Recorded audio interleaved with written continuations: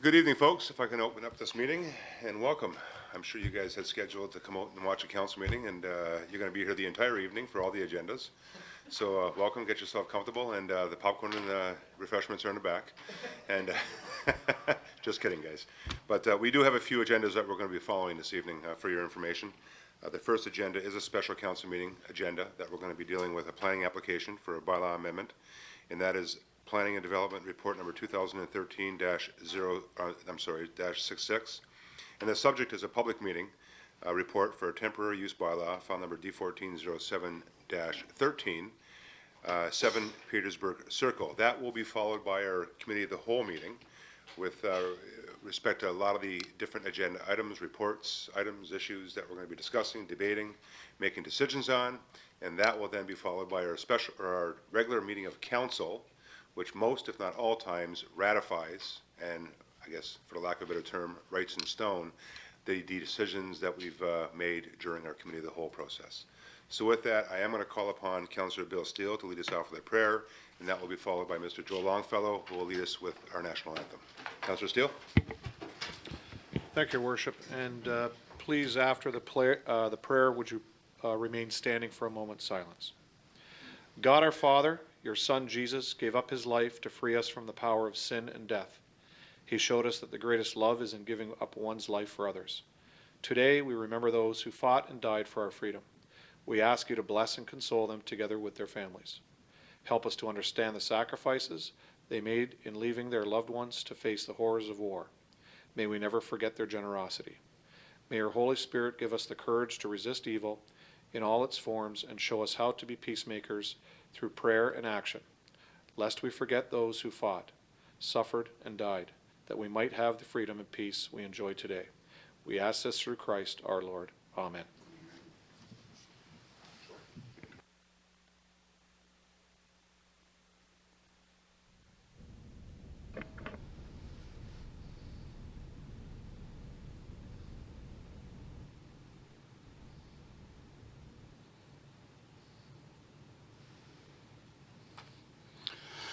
O Canada, our home and native land, true patriot love in all thy sons' command. Car ton bras s'est porté l'épée, il s'est porté la croix. Ton histoire est une épopée de plus brillant exploit. God keep our land glorious and free. O Canada, we stand on guard for thee. O Canada, we stand on guard for thee.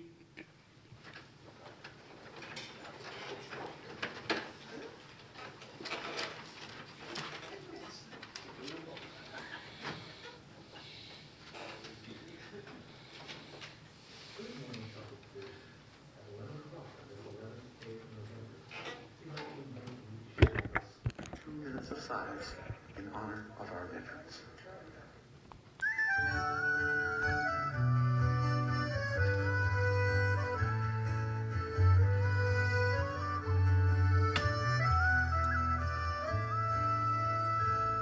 They fought and some died for their homeland. They fought and some died, now it's our land. Look at his little child, there's no fear in her eyes. Could he not show respect for other dads who have died? Take 2 minutes, would you mind? It's a pittance of time for the boys and the girls who went over. In peace may they rest, may we never forget why they died. It's a pittance of time. God forgive me for wanting to strike him. Give me strength so as not to be like him. My heart pounds in my breast, fingers pressed to my lips. My throat wants to bawl out, my tongue barely resists. But 2 minutes I will bide, it's a pittance of time for the boys and the girls who went over. In peace may they rest, may we never forget why they died. It's a pittance of time.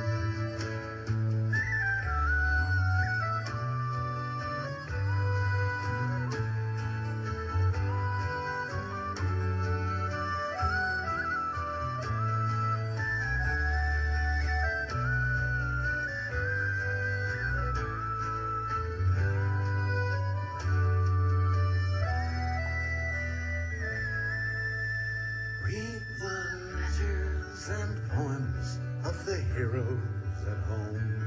They have casualties, battles, and fears of their own. There's a price to be paid if you go, if you stay. Freedom's fought for and won in numerous ways. Take 2 minutes, would you mind? It's a pittance of time for the boys and the girls all over. May we never forget our young become vets at the end of the line. It's a pittance of time. It takes courage to fight in your own war.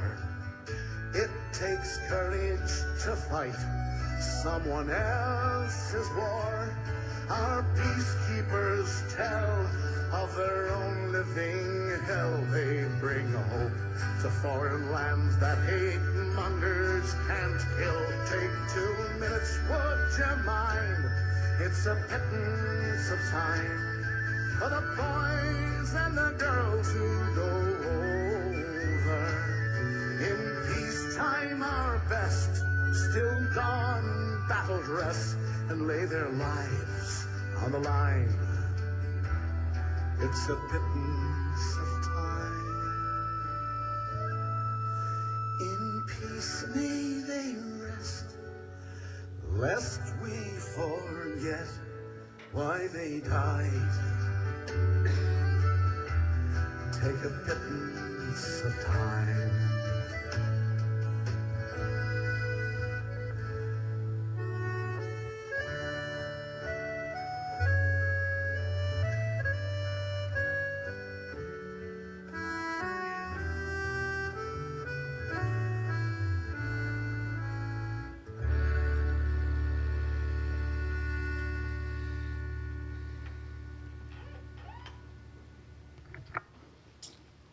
Thanks, Donnie.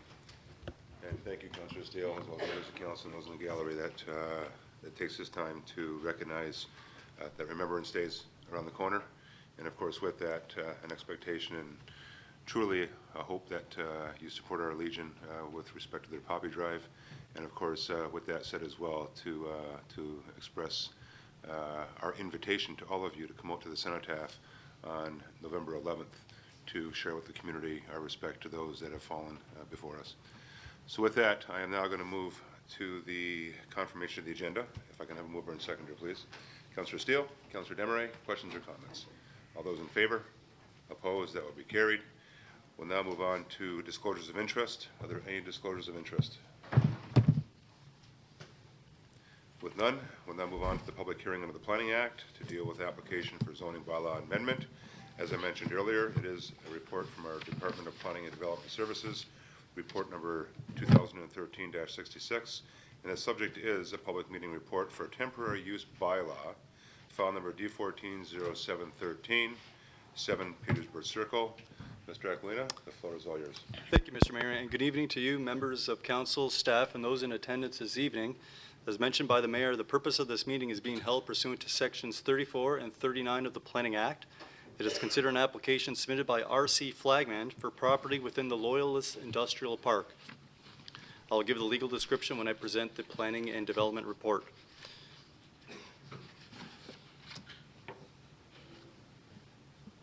This meeting was held and notice was given in accordance with Section 34, subsection 12, 13, and 14 of the Planning Act and Section 3 of Ontario Regulation 545/06. Proper notice was placed on the property, and all property owners with 120 meters were circulated notice of the application of tonight's meeting. Notice did also appear on the City of Port Colborne's website. The explanation we follow this evening, Mr. Mayor, is I will present Planning and Development Report 2013-66. We will then open up the floor to the applicant, and Mr. Peter Viveen is in attendance if he wishes to address council. We will then allow council an opportunity to ask questions of myself or to the applicant, who will then open the floor up to those members of the public that wish to address council. I will give an announcement respecting written notice of passage of the zoning bylaw amendment, and I will give an explanation of future meetings to be considered with regards to this application.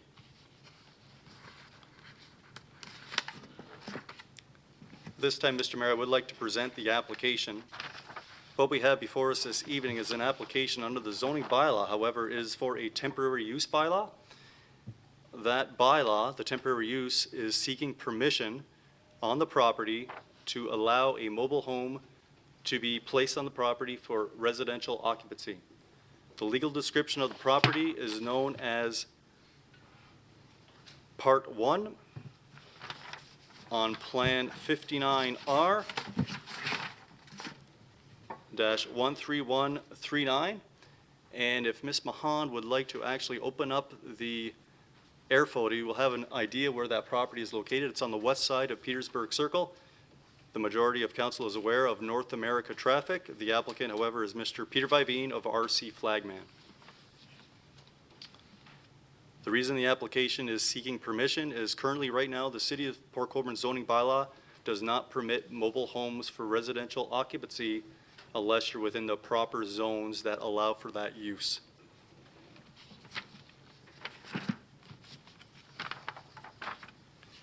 Upon circulation of the application to the public, we received no comments.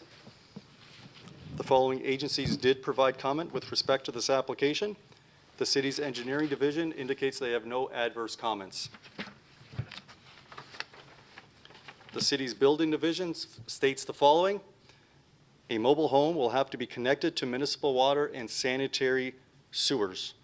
The mobile home will need to be designed and constructed in conformance with CAN/CSA-Z24 for structural and plumbing requirements for mobile homes. City's Emergency Services Department indicates the following. A mobile home has been considered as a dwelling unit, therefore operational smoke alarms will be required in the mobile home. Electrical connections to provide power to the mobile home are to meet the requirements of the Electrical Safety Authority. And an inspection of the Fire Services Department will be required prior to occupancy. Policies that affect this application for the temporary use bylaw are as follows. The City of Port Colborne's current official plan, as well as the adopted 2012 official plan, both respectively designate the lands as industrial, light industrial, and an employment industrial area.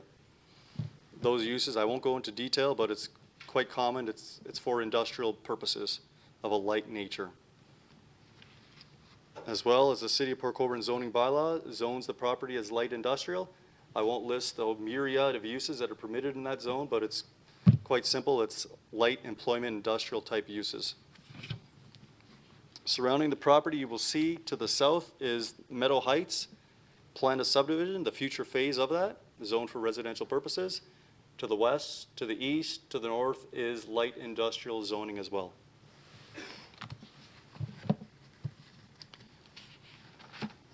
Mr. Mayor, this does conclude the planning and development report.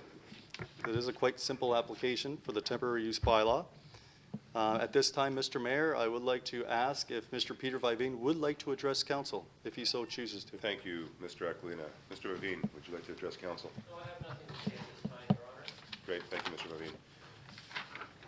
Thank you, Mr. Mayor. Let me ask you this question, and I apologize. Does any member of council have any questions to myself? Thank you, Mr. Aquilina.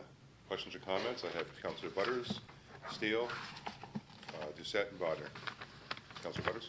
Thank you, Mr. Mayor. Through you to Mr. Aquilina, what length of time is temporary? Mr. Aquilina? Mr. Mayor, through the Planning Act, a temporary use bylaw is good for 3 years. However, at the time of 3 years are up, the applicant has the option to address council to seek an extension of that for an additional 3 years. Thank So you. at the moment, the application proposes a 3-year temporary use on the property. Thank you. That's fine, Councillor. Councillor Steele? Councillor Butters brought up my Thank question. you. Councillor Doucette? Thank you, Mr. Mayor. Through you to Mr. Aquilina. Councillor Butters has asked the question I wanted to know, but is there a possibility of shortening that 3 years? Or when we say temporary, we mean 3 years, it's going to be 3 years and there's nothing we can do about it? Or is there a way of speaking with the proponent and finding out if 3 years is too long? Maybe we can shrink it down somewhat? Thank you, Councillor. Mr. Aquilina? Through you, Mr. Mayor, the Planning Act prescribes it to be a minimum of 3 years. Thank you. That's fine, Councillor. Councillor Bodnar? You're good? Okay, no further questions or comments from members of council? Mr. Aquilina, back to you. Thank you, Mr. Mayor. Before I open the floor up to any member of the public, I would like to state the following and read the following.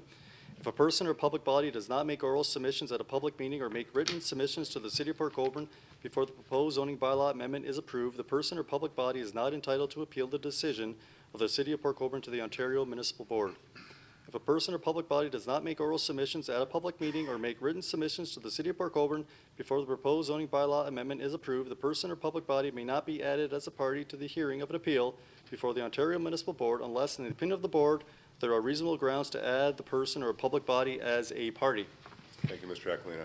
Are there any members of the public that would like to comment on this application? With no members, Mr. Aquilina, back to you. Thank you, Mr. Mayor. There is a sign-in sheet kicking around. If any member of the public would like to be notified of council's decision regarding this application, I urge you to sign that, and you will be assured to receive notice of that application for council's consideration. Mr. Mayor, I would like to read the following. If you wish to be notified of the approval of the zoning bylaw amendment for the temporary use, you must make written request to the city clerk. Only those persons and public bodies that give the clerk a written request for the notice of the passage of the bylaw will be given such notice. Mr. Mayor, this does conclude the public meeting under the Planning Act. I will have a recommendation report for council's consideration at a very upcoming council meeting. Thank you, Mr. Aquilina. Well done. Members of council, if I can have a motion to adjourn this portion of tonight's agenda. Councillor Desmarais, Councillor Butters, any questions or comments? All those in favor? Opposed? They'll be carried. Thank you, members. We'll now move on and slide into our Committee of the Whole meeting agenda, which in fact is where the majority of the issues and reports that we'll be dealing with this evening are contained within. So with that, Madam Clerk, are there any addendum items? Thank you, Mr. Mayor. None this evening. Thank you, Madam Clerk. Confirmation of the agenda, please. Mover and seconder. Councillor Elliott, Councillor Doucette. Questions or comments? All those in favor? Opposed? That will be carried. Thank you. Disclosures of interest. Are there any disclosures of interest? With none, we'll move on to determination of items requiring a separate discussion. Councillor Steele, Councillor Doucette. Thank you, Your Worship. I'll raise item number 1 and number 8. Councillor Doucette. Thank you very much, Mr. Mayor. Number 8 and number 4.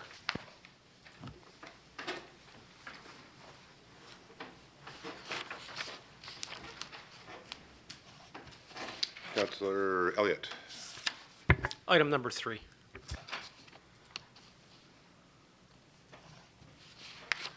Members of council, further items?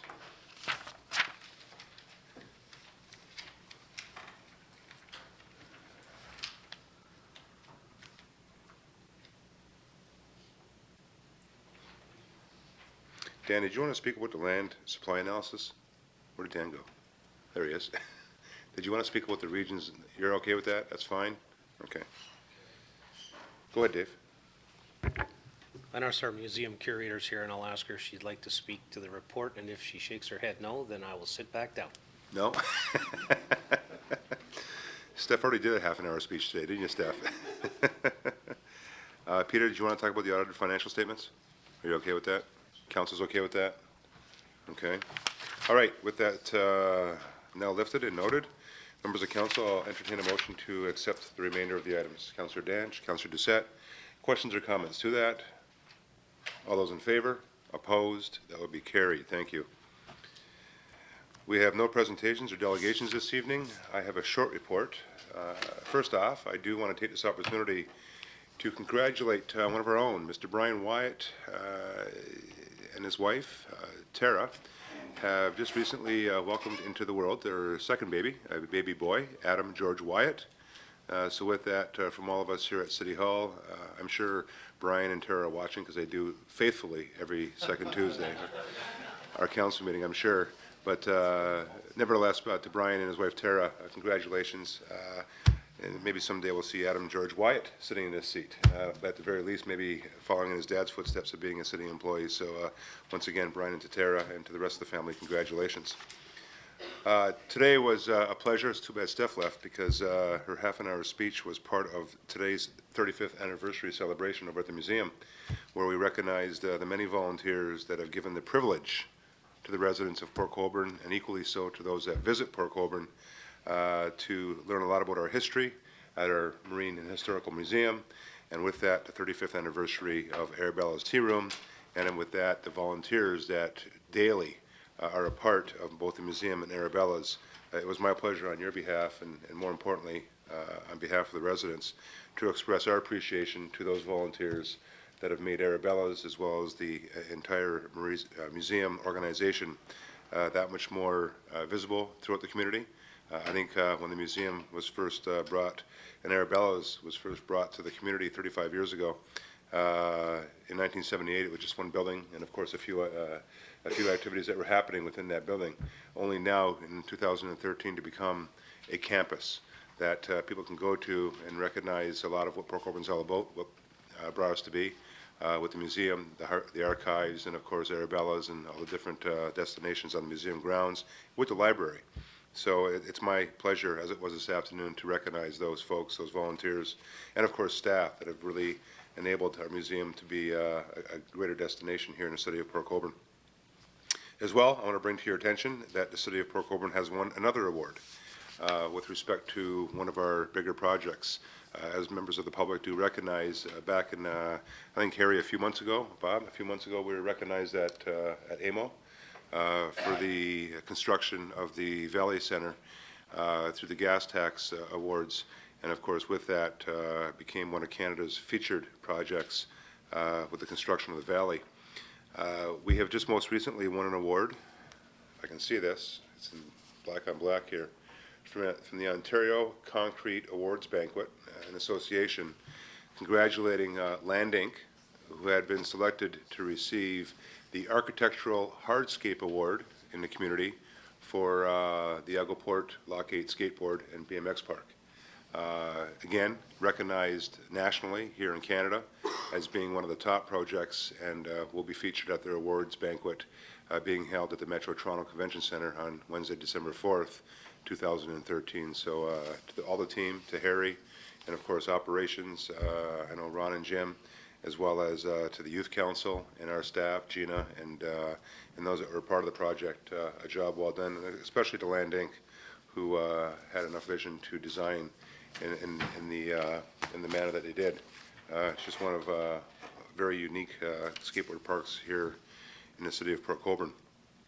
As well, I wanted, Barb, this is to you, based on your question of last meeting with respect to a town hall meeting in regard to the medical marijuana program and the project that is moving forward or about to move forward over on Pleasant Beach.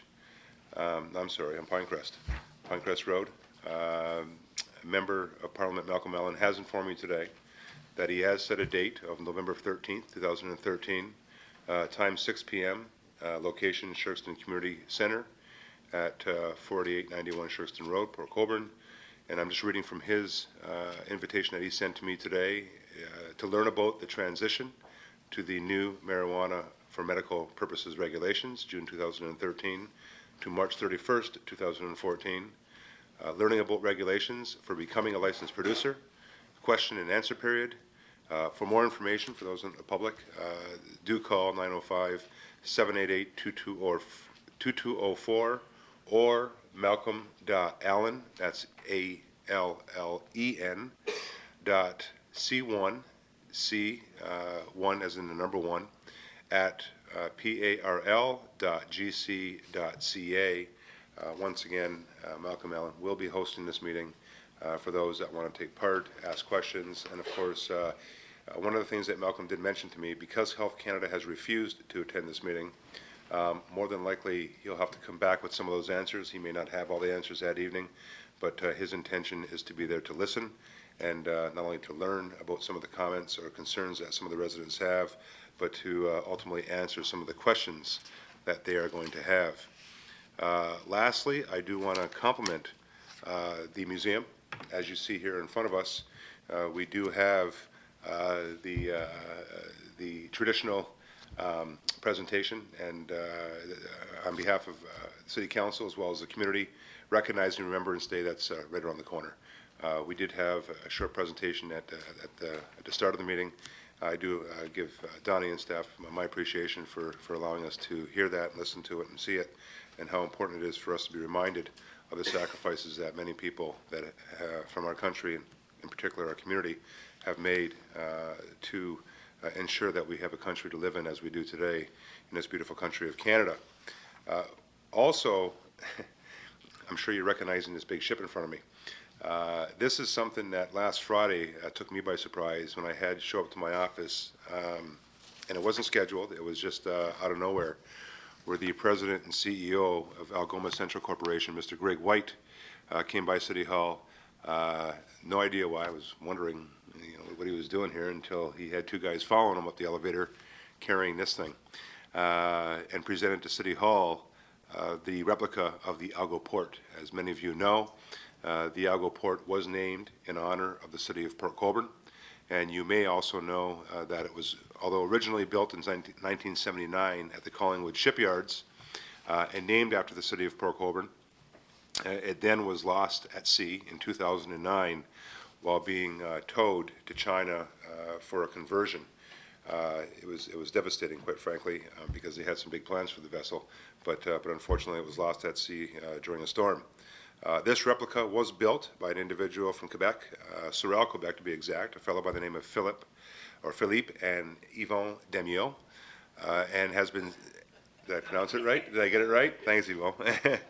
And quite frankly, has been sitting in storage at the Algoma offices for quite some time when Greg, Mr. White, came across it when he was up looking around, and of course he told me that he knew exactly the perfect spot, perfect place, and perfect home for it, and that being here at City Hall. So I'd like to take this opportunity publicly to acknowledge, as well as give a great deal of appreciation to Greg, as well as the entire Algoma team, to thank them for thinking of us here in the city of Port Colborne and bringing this to its rightful place of where we can showcase it, and of course express our history and express their appreciation to that history to the city of Port Colborne.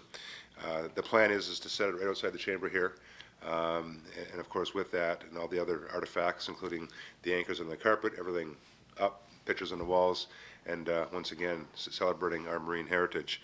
This will fit perfectly into that whole theme.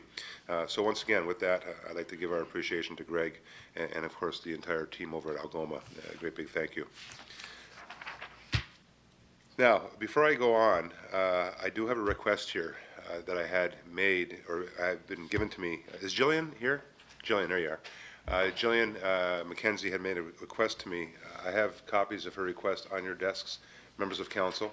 And instead of bringing this under new business, if you don't mind, I'd like to bring it here and hopefully address it here as well. So I'm going to look to Councillor Doucette. Before I do that, does anybody have any questions or comments with respect to my report up to this point? No? Yvonne? Go ahead. If everyone reads this carefully, we will need to give some kind of somehow they are having difficulties with getting a special license, a liquor license for an event they want to run. The event is for a family that is having a lot of difficulties. The wife is battling aggressive breast cancer, and they wanted to, and they want to put on a special activity so that they can raise funds for this family. This family needs the funds. We, as a group, I think need to address this, and I think we need to find a way to get them a license. They were told that the only way it could make, the liquor inspector mentioned to them that the only way it could happen is if there was a letter or get a letter from the city recognizing the event as having a municipal significance. Anything that has to do with battling cancer here in the city with a member of the city is significant for the city, after all I'm concerned. Therefore, I am requesting that we find a way to put out a letter of support for this activity so that they can get a liquor license and run their activity out of community living. Matter of fact, the activity is going on in community living. It will be a trivia night, and anyone interested, I'm sure, can walk into community living and can probably buy tickets for that and create teams, and let's go for it. I hope I have a seconder to that so that we can have a letter out of the city telling them that it is of significance enough that we need to issue them a license. Thank you, Councillor. Have a seconder to that, please. Councillor Desmarais. Just to give you a bit more information, you have the letter in front of you, but for those in the gallery or in the public that are wondering what the heck we're talking about here, I did receive a request through my Facebook account from Ms. McKenzie to consider for us to support this application. The reason for it is because they're having a tough time getting a liquor license for this event, as the employees organizing it are not a registered charity. And because of that, that challenge has come before them. Ms. McKenzie has talked to the liquor inspector, and his recommendation was that the only way to make it happen in the tight timelines, especially that you're under, is to get a letter from the city that recognizes the event as having a municipal significance. Hence the reason why I've asked Yvonne to bring it forward today for consideration. I will, in fact, first off, need to get leave of council to get this on the table today, so I'm going to ask for that first. I have Councillor Butters and Councillor Steele. Any questions to that? With no questions, all those in favor? Opposed? That would be carried. Now, I'm going to ask Bob to comment on this as well with respect to any implications it might have on the city, because I asked Bob to get some legal counsel today because it does bring the city into the fold. So, Bob, I'll let you get your thoughts together first. But with that, I'm going to ask members of council, are there any questions or comments following Bob's comments? Councillor Bodner, Councillor Steele, Councillor Desmarais, and Councillor Butters. So with that, I'm going to allow Bob, that I'm sure he's got his thoughts in line, to give some comment with respect to this. Mr. Howe?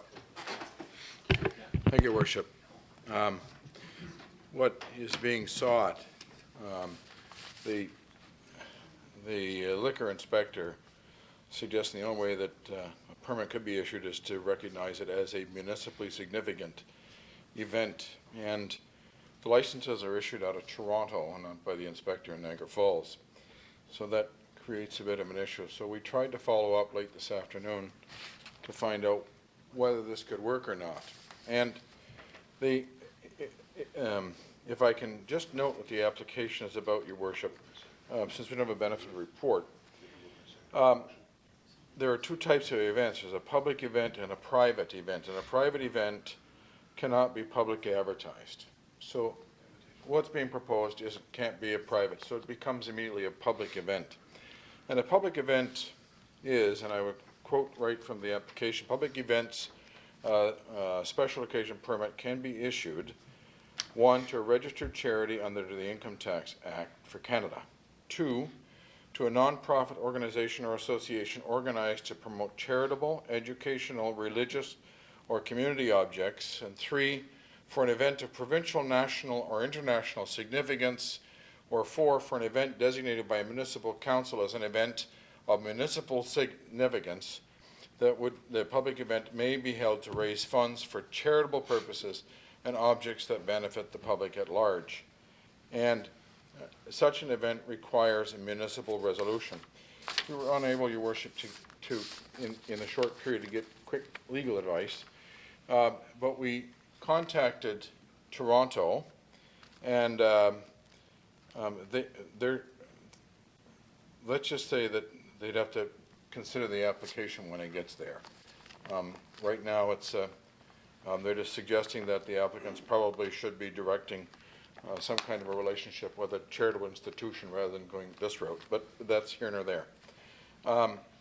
The insurance company has some concerns, Your Worship, in respect of the municipality making an approval and having an association with an event that falls outside of the municipality's alcohol policies and provisions and its control. That's where the insurance is at this point on the face of it, Your Worship. Thank you, Mr. Howe. I do have a list of speakers. I have Councillor Bodner, Steele, Desmarais, and Butters. Councillor Bodner? Thank you, Mr. Mayor. You know, I guess we'd all agree this is, you know, if you're ever going to help somebody out, this is a great thing to do. But my question was also about the insurance. You know, there is obviously some liability when you put your name on the event. Are we going to have people there to watch our interest? I mean, you know, I'm not trying to squish this, but, you know, we certainly have, as board of directors of a corporation, some responsibility to not put the city at risk. So I guess my question is, through you, Mr. Mayor, to the people organizing this, have they approached groups like the Lions Club or any other organizations that would maybe do this under their name? It appears they're in a bind for time, but, you know, I think we'd have to certainly have the okay from our insurance company and, you know, probably our legal advice too before we simply do this. Thank you, Councillor. We do have Jillian McKenzie here, and she's agreed if any questions are going to be asked, that she would be happy to answer them. But I'm going to go through the list of speakers first and allow her to come up and answer some of these questions. And don't worry about writing them down. I'll write them down for you here. Okay, Councillor Steele. Thank you, Your Worship. I'll echo what Councillor Bodner said with regards to the effect of the letter. But taking it further, I've been involved with the Port Colborne JCs, now the Port Colborne Golden Puck. We ran an event for a gentleman that passed away, a citizen of Port Colborne. The Bribba Fall raised $20,000 for that. We were able, because the Golden Puck, as the CAO stated, are a not-for-profit group, as well as the Lions Club, which I served as president at one time. So there are many groups in the community. Because the concern I have is that we do this, and then the LCBO or the licensing arm of the LCBO turns it back and says, sorry, this is not significant enough across the community. It doesn't involve the entire community. You know, it's not a Canal Days, it's not a Flavors or something of that effect. Then where do these people stand? So we may want to try to run it twofold, where we urge our fellow clubs to get on board to help sponsor this, to get the liquor license, and then take it from there. My other question was, I didn't know if community living was able to attain a permit. I wasn't sure if they are or not. So if you can put that question down, because if they're able to do a function like that or help support a function like that. So I would really like to try to get that aspect, because as much as I can support this, if they turn around and say no and you're in the 11th hour, what do these people do? You know, you're here to try to raise as much funds as possible for this person. So if we can maybe tackle it that way very quickly. Actually, Wednesday evening I'll have a Golden Puck meeting. I will bring it up there. Okay. So, but thank you. We can maybe try to come to a resolve this evening with it. Thank you. Councillor Desmarais. Thank you, Mr. Mayor. I would echo what my fellow councillors have said. I would be completely in support of doing this, providing we're not putting the city at risk. and I think we probably would be. I also don't believe that the license would be granted as this being a municipally significant event. I think the answer would be to try to partner up with a nonprofit out there or a couple of them, which would mean most likely changing the date of your event. Thank you. Councillor Butters? Thank you, Mr. Mayor. I really like what Councillor Steele had to say, and the fact that he would bring this forward to the to his committee with hockey. But I want to ask everybody just one question. What really can be of greater municipal significance than our own people in this community? So we need to really do our very best, like what Councillor Steele said, a two-pronged attack of finding these folks and help them with an answer. Because this could be any one of us in this boat, and we all sympathize with that. So I think it's significant in my world anyway, to help these people, and I know all the rest of you feel the same way. Thank you. Thank you. With that, any further questions or comments? I am going to ask Ms. McKenzie if she wants to come on up and answer some of the questions. Jillian, welcome. Two basic questions that came up, actually three, because I have a question as well, is have you approached other organizations? This first question. We have not approached any other organizations. Our understanding when we first started the process was that if we approached the Cancer Society or an organization like that, that the funds would have to go to them and not to the family. So we kind of stopped looking at organizations at that point, but I didn't realize that the JCs or the Golden Puck. All the guys from JC's left there. Okay, that they would take on a project like this, nonprofit, where the funds would go to the family. Okay. And the second question was with respect to community living. Community living can't take this on because if they fundraise, the funds have to go to community living. Gotcha. Okay. Good. In terms of timing, you mentioned in your letter that it's critical that you have this in by tomorrow. Yeah, Wednesday actually at the latest. Wednesday at the latest. Yeah, it's a 30-day for the liquor Process. license. Yeah. And you've already started marketing the event? We have paid Tickets for sold. and ordered all the tickets and flyers, but we haven't started distributing them yet. Okay. We wanted to get this in place first. Okay. Any further questions, members? If I can just speak to the Go ahead. insurance. Jillian, go ahead. Sorry, the insurance, we are taking out an insurance policy with 1 million liability to cover the event, so that community living, that was one of their requirements of using the property, so that, God forbid, anything went wrong, that they would be covered. Okay. So I don't know if it's possible to name the city as well in an insurance policy as being. Yeah, usually when the city is named in the policy, it's usually at 5 million. Okay. Okay. We could look at that. Okay, members of council, any questions or comments further to Jillian? Jillian, do you want to have, I'm sorry, Councillor Steele, go ahead. Thank you, Your Worship. It's very time sensitive. Unfortunately. Maybe we can have Bob give, through Your Worship, give Bob some direction to call Art Bristein. A lot of times if you can get Art this, maybe he'll get it into Toronto, even though we may hand it in on a Thursday morning due to the fact we will try to get another group. I think they should be able to realize what needs to be done here and what the significance of it is.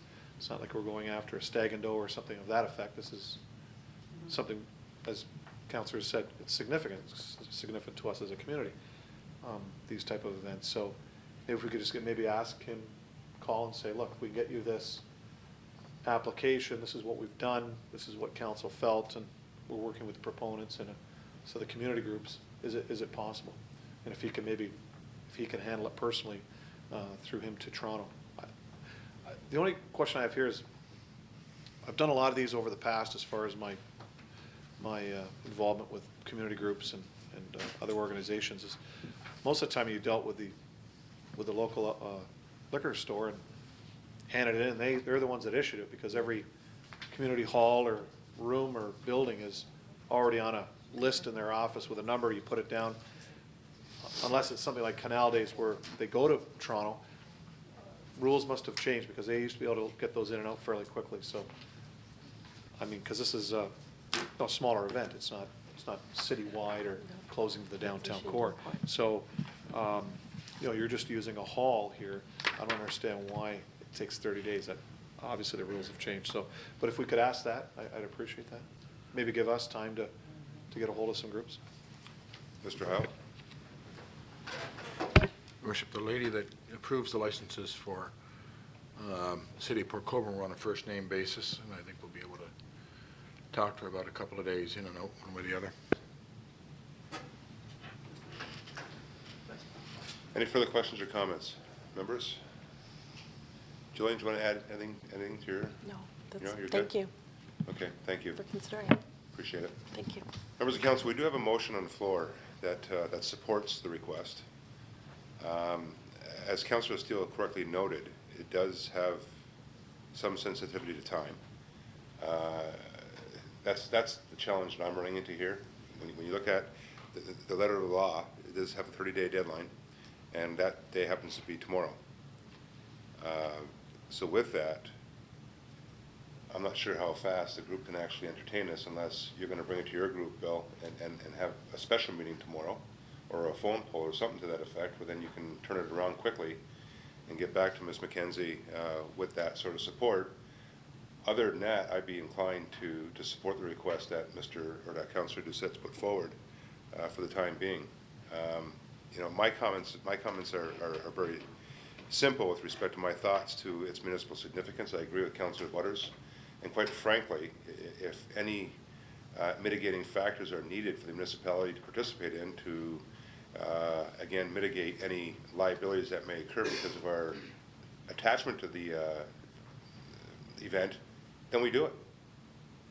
That simple.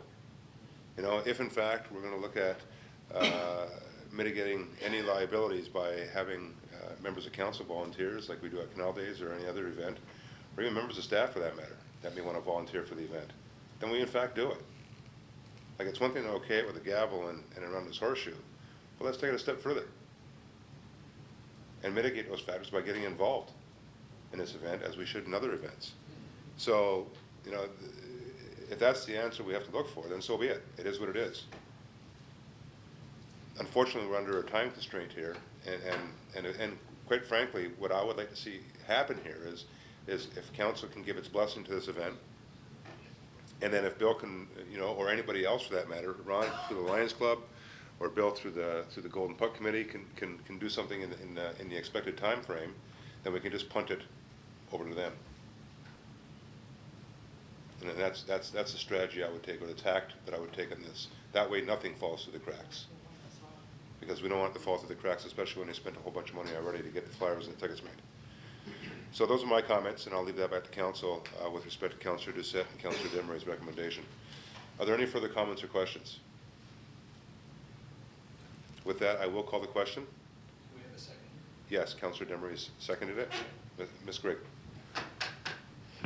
Thank you, Mr. Mayor. I would just like to know whether council would like to add to the motion a condition that the applicants submit a certificate of insurance naming the city as an additional insured in the amount of $5 million. Is that okay? That's fine. Mover and seconder? That's fine. Councillor Bonner.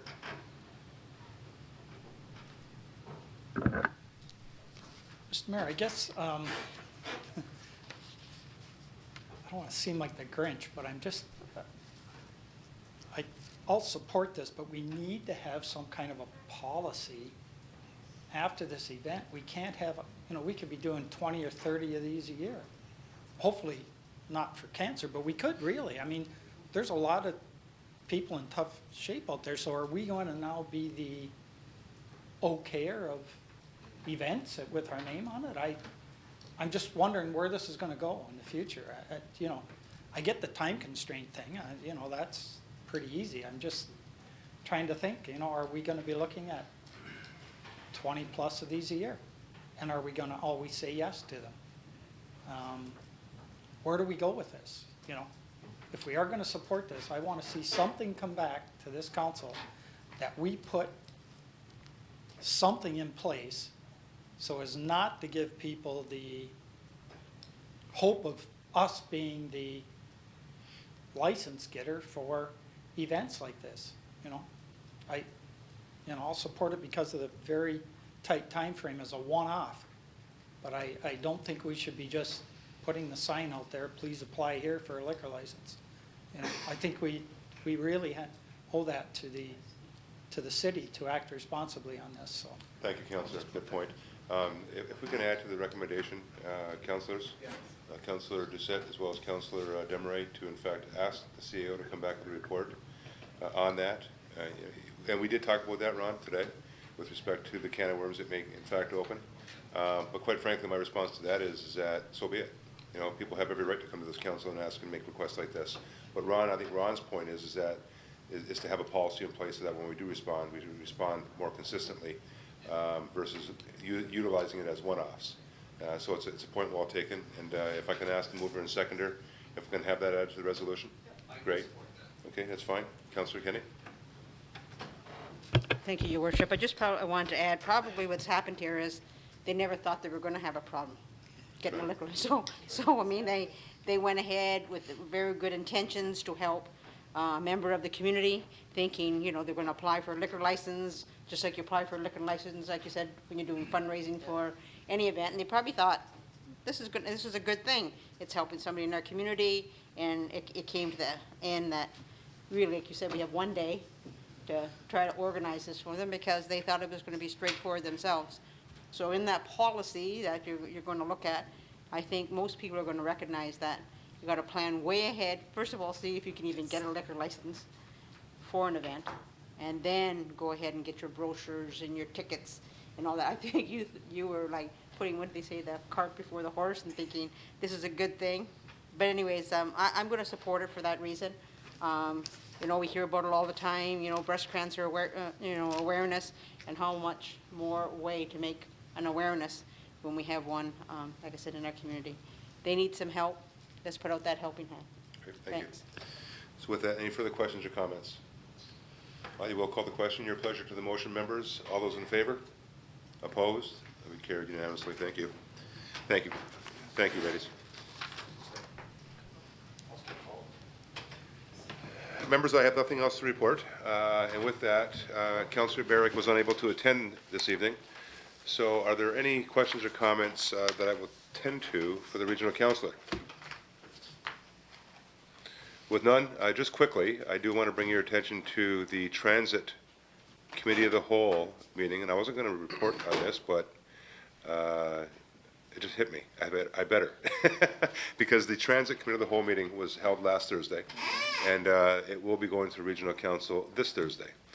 And there was a lot of discussion, and ultimately the recommendation was to move forward with the Commission. And second to that, the decision was made to also have the Commission embark on an EOI process, expression of interest process, from those that may be interested in providing an integrated service and or a link to the 3 existing services throughout the region. So with that, stay tuned. I think for the most part, everyone's on the same page with respect to integrating transit. It's just the how we're going to do it. And as I said in the paper, and I'll quote my comment, I'm just hoping the process won't be the albatross or an albatross around the neck of progress with respect to transit here in Niagara, because we know how sometimes the processes can get a bit out of hand at that level of government. So we're hoping that we're going to make it an expedited process, because I think we all recognize that an integrated transit system for Niagara is very well overdue. So, other than that, any questions or comments to the regional councillor or councillors? With none, I'll move on to your new business and councillors' items. Members? Councillor Elliott. Thank you, Mayor. Through you to Ron. I've noticed in a lot of other communities, school zones are now getting the flashing warnings, 40K only when flashing.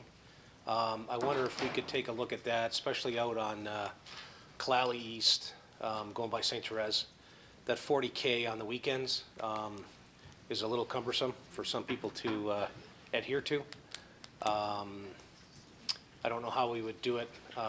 Also on Kalali West, when you're going past the police station in Lions Park, it's 40K all along, and that's obviously because of the school zone. Could we take a look at that, what the cost would be to get them in? I drive up and down those streets quite often, and when school's not in, there's nobody going 40K. It just opens it up to people to get tickets. There doesn't seem to be any danger on weekends when kids aren't there, and after school as well. So I don't know what your thoughts are on those flashing signals, but it just seems like all throughout Niagara, there's more and more municipalities going to that just on a limited time when school's either going in or getting out. At Elizabeth Street. And Elizabeth Street going by Saint Joseph. Heading towards the valley. Yeah. Thank you, Councillor. Mr. Henson? Through you, Mr. Mayor. Actually, when we revised the speed limits on Clowley Street East, when they were raised to 50, we actually took a look at flashing school zone signals for St. Therese School. There is a price tag attached to it. I think the best route here, what I would recommend that we consider is we bring a budget item forward to the first budget meeting for flashing lights. We'll give council, we do have the price, give council an indication of what those prices are, and the council can decide whether they want to implement any of these flashers in any of the zones. Councillor? That's fine. Thank you, Mr. Hanson. Further new business, councillors' items.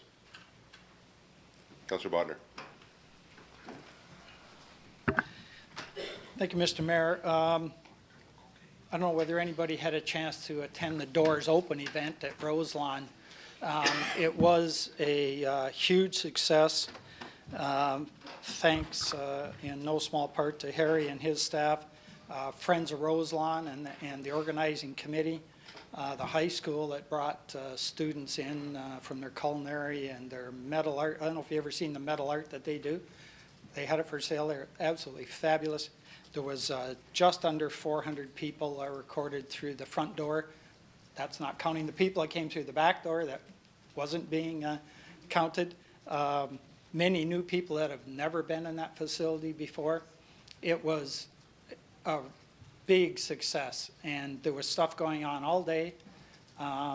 Just fabulous. Anyways, I just wanted to say thank you to Harry and the staff there for, for keeping that all going smoothly, and it was a huge success. Thank you, Councillor. Further comments or questions? Members of council, new business? Members of staff, any updates? I'm expecting to hear an update on our budget. When are we going to start the process? When are we going to dive in? How's staff doing with bringing everything forward? Peter? Sorry, I should have given you a heads up. I'm sorry. Oh, that's not a problem. I know where it's at. Budgets are on target to be into myself by the end of this week. And then within the next 2 weeks, I'll be putting it together for discussion amongst the senior department and the CAO, so we can look at it and then bring forward that we be on target to bring forward the review to council in December. Good. Thank you, Peter. Appreciate that. Councillor Bodner?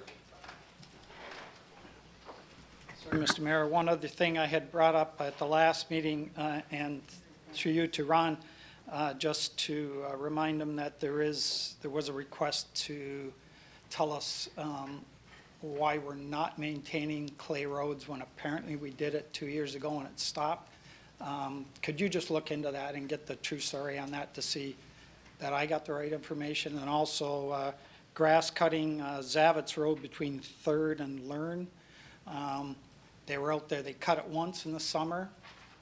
They were out there just a few days ago, turned around after they did the rest of the road, but didn't go down the mud section of the road. The farmers out there were wondering why. So if you could bring that back. And just one more thing, Mr. Mayor, I was going to declare this under disclosures of interest, but it's not really a disclosure, it's more of a conflict. You see, today is my anniversary, Mr. Mayor, and oh, I didn't know that. Happy anniversary. yeah, thank you. And Claire, he's why he said I had to come, so that's why I'm not at home right now. And so, anyways, Mr. Mayor, I have a beautiful lady and a nice bottle of wine waiting at home, so if you could get this thing. Yeah, and because we don't get COGECO, if somebody could call Claire and said I said that, that would be really good. Hey, on your way. Well, happy anniversary, Ron, from all of us. That's great. Peter, going back to the budget, with respect to the budget, I just wanted to make mention to members of council, Nancy had sent out a request with respect to conferences and that. I'm trying to keep the members of council and my budget at status quo. So I'm trying to do that by Wednesday, Thursday, to get back to Peter, because Peter's expecting this by the end of the week. So if you guys can get back to Nancy with your intentions with respect to this year's conference schedule, because the intent is that's part of where my cutbacks are going to come from. So, Councillor Elliott? And on that topic, FCM is in Niagara Falls next year. I'm on it. We do have a room there that would be nice to be able to have a reception in, so. Yes, I've already spoken with the chair of the committee, the FCM committee, months back on that. The intent is to do that, and yes, it will be out of my budget, and hence the reason why I'm trying to cut you guys back. So should we attend? Absolutely. You're part of hosting the event. So with no further new business updates, members, we'll now move on to the adoption of the minutes. I do have a set of minutes here, the 23rd meeting regular of Committee of the Whole, dated October 15, 2013. Mover and seconder, please. Councillor Bodnar, Councillor Danch, all those in favor? Opposed? Carried. We'll now move on to those items requiring a separate discussion. I do see some folks here that I think are here for the parking issue on King Street. Yes?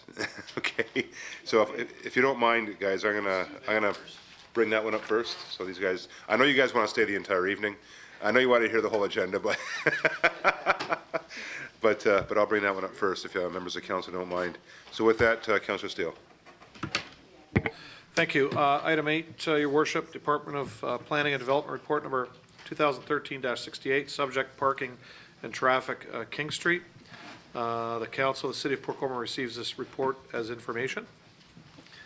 Okay, I need a seconder for that, please. Councillor Desmarais. Now I have two speakers. I have Councillor Steele and Councillor Doucette. Thank you, Your Worship. And as pointed out by yourself, we do have a delegation from the neighborhood. I thank, through you, I thank staff for letting the neighborhood know what's going on. As most councillors know, there was a request to take the east side of King Street from Victoria to Adelaide and allow parking there during certain times for the church. I know staff were out there today, and as well as this morning I was there, and I know the CAO has a number of pictures that I sent. Staff have a number of photographs that show this area with our vehicles or city vehicles parked there, trucks trying to get by, vehicles parked on both sides of the road. Both David and I have taken many calls, emails from Lori Pitts but as well as other neighbors, and not just neighbors on the east side, even those on the west side where there's parking, but because of the cars parked across the street, people are having trouble coming out of their driveways. The biggest culprit seems to be the funeral time, on especially weekdays when that road is busy. I have a business, as you all know, at the corner here, all day long, trucks, transports, tractors with huge grain bins, all through the, actually there's my truck coming back from lunch there when staff was there. That's a photograph I took of that's yeah, 2 o'clock, late lunch, Bob. You can see that, I drive a Yukon. It's a big vehicle. There's a dump truck going by. I took that picture this morning of a transport truck. Picture 2 of those crossing. All day long they do that. They do cross. That was about a minute later that this truck came. So they actually crossed just over the hill of Sugarloaf and King. If you look at that transport truck, there is no room to stay in that lane and park a car. Like, he's even on the line. Like, if he goes over any further, he's almost on the curb. There's no way to lengthen or widen the road there because the front yards are basically on top of the sidewalk as it is. I don't know if Bob has it. I also took a picture looking across the street. There's one of the driveways. In essence, the only spot you could, and I don't suggest this goes on because I do not support any parking on this side of the street, is right in the very middle of the picture. There's a spot for maybe one car. All the other driveways, the curbing is so short, even if you put a car there, it blocks driveways. And that's one of the biggest concerns. I had a call from one lady that actually walked down to the church during a funeral and asked them to find the person that owned a car. She was going to work, couldn't get her car out because they parked right across their driveway. It's a no parking zone. And it's a no parking zone for a reason. It's dangerous. You can't have parking there. In staff's information that came to us today, there's been 24 accidents in that area. There's been 2 fatalities, councillors. One was a little girl not long ago. I apologize, I don't know the other one, but I do know of that one. Not to say that there was cars parked there or not. However, it makes it dangerous. And it's not only for the people exiting and entering. You have cars parked on both sides of the road, you can't get out of your driveway. You cannot physically back out, there's no room. And to get out between parked cars, and a truck comes by, they don't see you, there's an accident waiting to happen. Very, very narrow stretch of the road. Even when there's cars parked on the legal side, it's still a bit of a danger. That road is very narrow there, so trucks going south have a very narrow lane when cars are parked on the west side. Literally only have the lane when there's no cars parked on the east side. So it's just something we can't support. Staff have spoken to and written letters to the church, St. Patrick's Church, to the 2 funeral homes, Armstrong's and Davidson's. I see we have Armstrong's here tonight. I've spoken to actually some of the guys from Armstrong's. They realize it. They actually put no parking signs there. And I think people think it's parking because it's a funeral. That you can't park here because we want funeral people to park here. They've put up actual no parking. But people don't abide by our signs and some of the direction of the funeral employees. A comment to me by somebody that we discussed this was, don't expect to arrive 5 minutes before a funeral and expect to park in front of the church. It doesn't happen.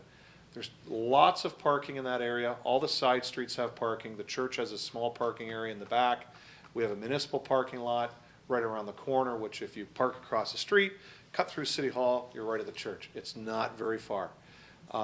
If it's raining, you drop your people off for whatever event you're at the church for, go park the car, and then get back. But there's all kinds of parking on Kent and King, in other areas of King, Charlotte Street, City Hall on a Sunday or a Saturday, the Market Square any day of the week except for Friday mornings. There's lots of parking in the area, West Street.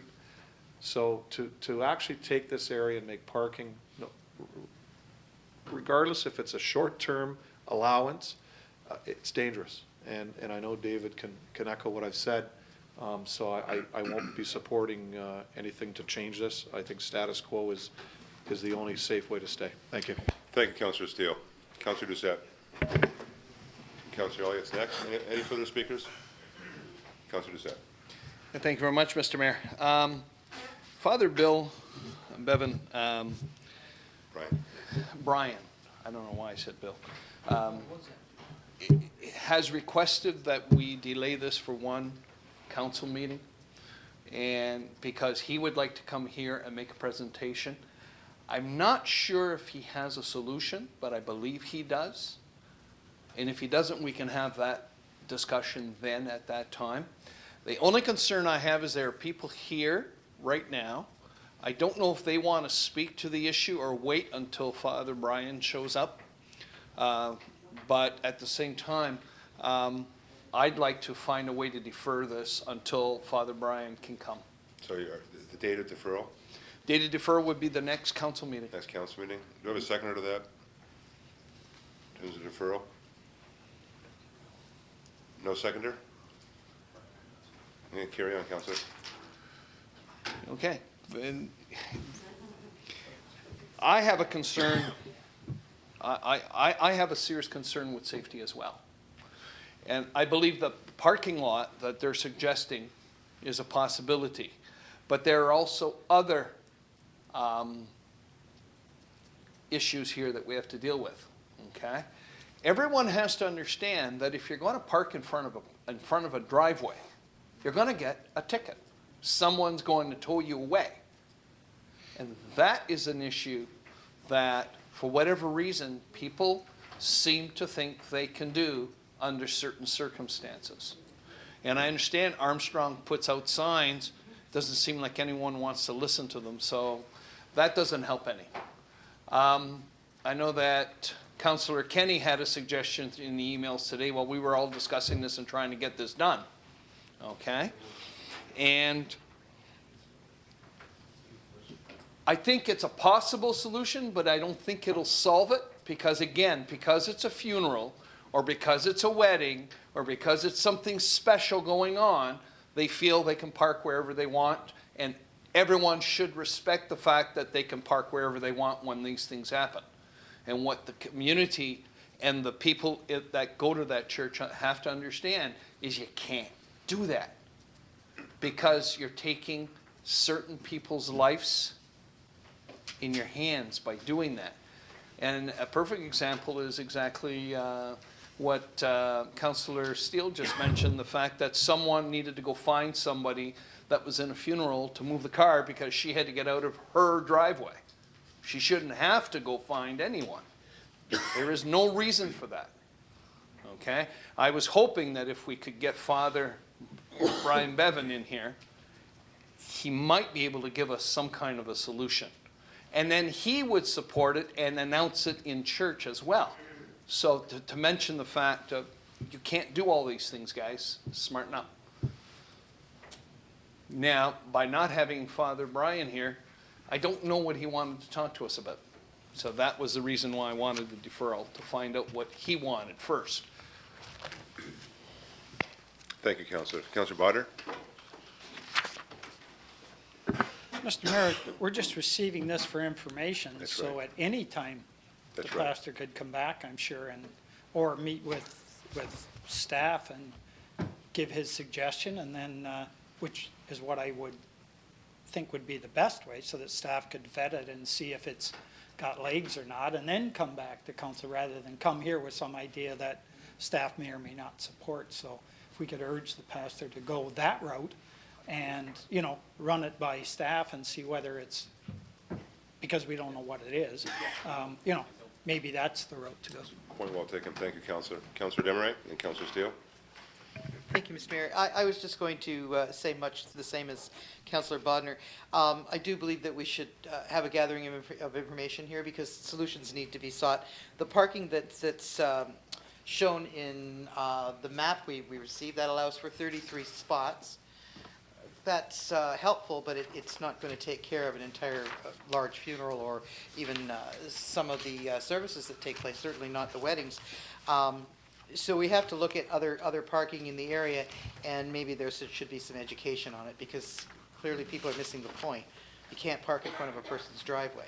And we also have to get tough on the enforcement of that. When those things do happen, they do have to have tickets. So I just think that more work is needed.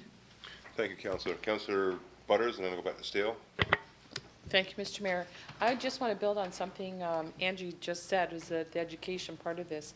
There's people that come to funerals and weddings, for example. They're not from Port Colborne.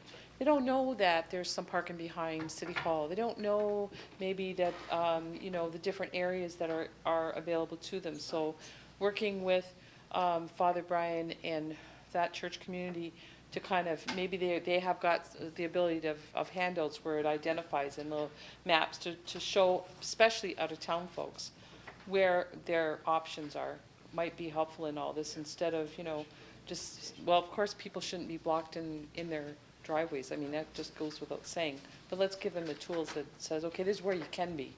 Thank you. Point well taken. Thank you, Councillor. I'm one of the first-time speakers, Councillor Steele, okay? Councillor Elliott, and then back to Councillor Steele. Thank you, Mayor. And I got an email from one of the deacons at the church and asking to defer it as well. I didn't realize that there was a mailer that went out to the local residents to come to tonight's meeting. I won't defer it because of that, because they're here. I guess the whole thing was brought on by the funeral and the illegal parking on King Street, per se. There was a couple of tickets that were handed out on a couple of corners on the side streets that they were too close to the corners, and that got them tickets as well. Some very good friends of mine got tickets, and you heard about it. Having those beers and chicken wings at the city, could have had a couple more beers. I heard full volume on how upset they were, and I understand that. I don't think, from what I'm hearing around the Horseshoe, that we'd ever entertain allowing parking on that stretch of King Street. It's just not going to be done. I think we should, obviously will allow the church to come and present any solutions they have. And I guess in order to prevent the parking taking place on King Street, it would almost be incumbent upon the church to have somebody out walking up and down King Street and tell people, you cannot park here for out-of-town people. It is signed. It does say no parking. I guess if they could approve their parking lot and put some in, the day that this happened, I guess, is probably what we have to take a look at too, is that, I'll call it a perfect storm, in that you had a funeral that was extremely large. It was a Friday, so you had people downtown shopping. You have market, so you don't have the market square to park in. You've pushed everybody else out onto the streets as well. So everything came to fruition on one day, and unfortunately, those people got tagged. Yes, they got tickets. It is because the residents complained on the street, and they have full value in doing that. We have educated the funeral homes and the church itself. It's not like this was the first time this happened. So I'll echo what Bill said, in that you can't park there. You never will be able to. We're not going to change our mind. The residents don't like it. Unfortunately, people got tickets. I think if the church would be a little more proactive in their handling of the situation, telling the people, having somebody out there to guide them around. Other than that, I'm not too sure that it's our responsibility to provide parking for the church. We don't do it anywhere else. Any other church that has a funeral either has on-site parking or everybody is free to park wherever they want. I would love to hear what the church has to say. If they can provide some parking, that'll alleviate the on-street parking. But I don't think it's up to us to find where the church has to park. I don't know that you can direct people to different places other than having somebody stand outside and say, here's where you can go, depending on the day of the week. But as far as the situation that brought us here, the parking on the most narrow part of King Street isn't going to change physically. And the no parking signs, I don't think anybody here can support taking them down. So that's what got us here. And I think it would be up to the church to try to rectify the situation. Thank you, Councillor. Further comments or questions? Members? Councillor Steele. Thank you, Your Worship. And through you to Councillor Butters, although they may be from out of town, they all can still read. No parking means no parking. So I mean, there are enough people around, and I do credit the funeral parlors. They do have people there. They are dressed. People know why they're there. If you're from out of town, ask. That's all they have to do is ask. So again, if we can, Ryan's here for his funeral home. If we can make sure that maybe his guys are a little bit more diligent along that area. But through you, Your Worship, there are people from the neighborhood here. If we could ask if they would like to speak on this. They were invited by us to come if they have any comments on this. But the reason why we are here is because the solution through the church was to allow parking. That's why this issue came forward. Their solution is to allow parking along that strip. I think the message should be sent that no, there is no parking along that strip because it's not compatible with the roadway. So that message should be sent back to the deacon that wrote the letter to us. So, Your Worship, if we could ask if anybody would like to speak. Thank you, Councillor Steele. Are there any more questions or comments from members of council? Now, we do have one registered delegate that wants to speak. We have Ms. Lori Pitts here. Lori, did you want to come on up and speak?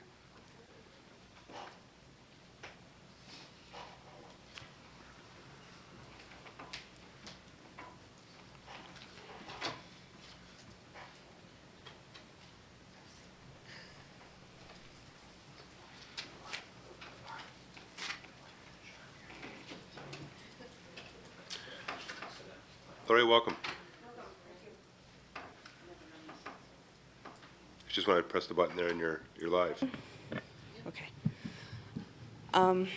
Yeah, for all of us that live on King Street on the east side, when the funeral home does come and people, they have them come down Sugarloaf and they come down on the east side and they all park. Now during the day, yeah, okay, I'm not home. My husband works shift work. I have family members that come to the house. It does get hard to pull out of the driveway when you want to leave. Because if there's somebody parked beside our house, on the front of the house, on either side, we can't get out. It's just difficult. And I'm afraid that if I pull out too soon, I haven't seen a car, I can get hit. Any one of my neighbors. I'm doing it for safety, really, for my neighborhood. Because what if I pull out and I don't see a kid on a bike because the car's there? I mean, if something happens to my car, I can't get to work, what do I do then? That's pretty much what I'm here for the safety of the neighborhood. Well, thank you, Lori. What house are you at, Lori? 93 King. 93 King? Yeah. Okay. And I know the church has parking back there. They have a sign on West Street that says church parking. And if you go on Kent Street, there is a sign that says no trespassing, St. Patrick's Church. Okay. Okay. Members of council, any questions or comments to the presenter? With none, thank you. Thank you for your time this evening. Are there any further folks that want to speak on this? Come on up. Come on up. Come on. That's all right. Come on up.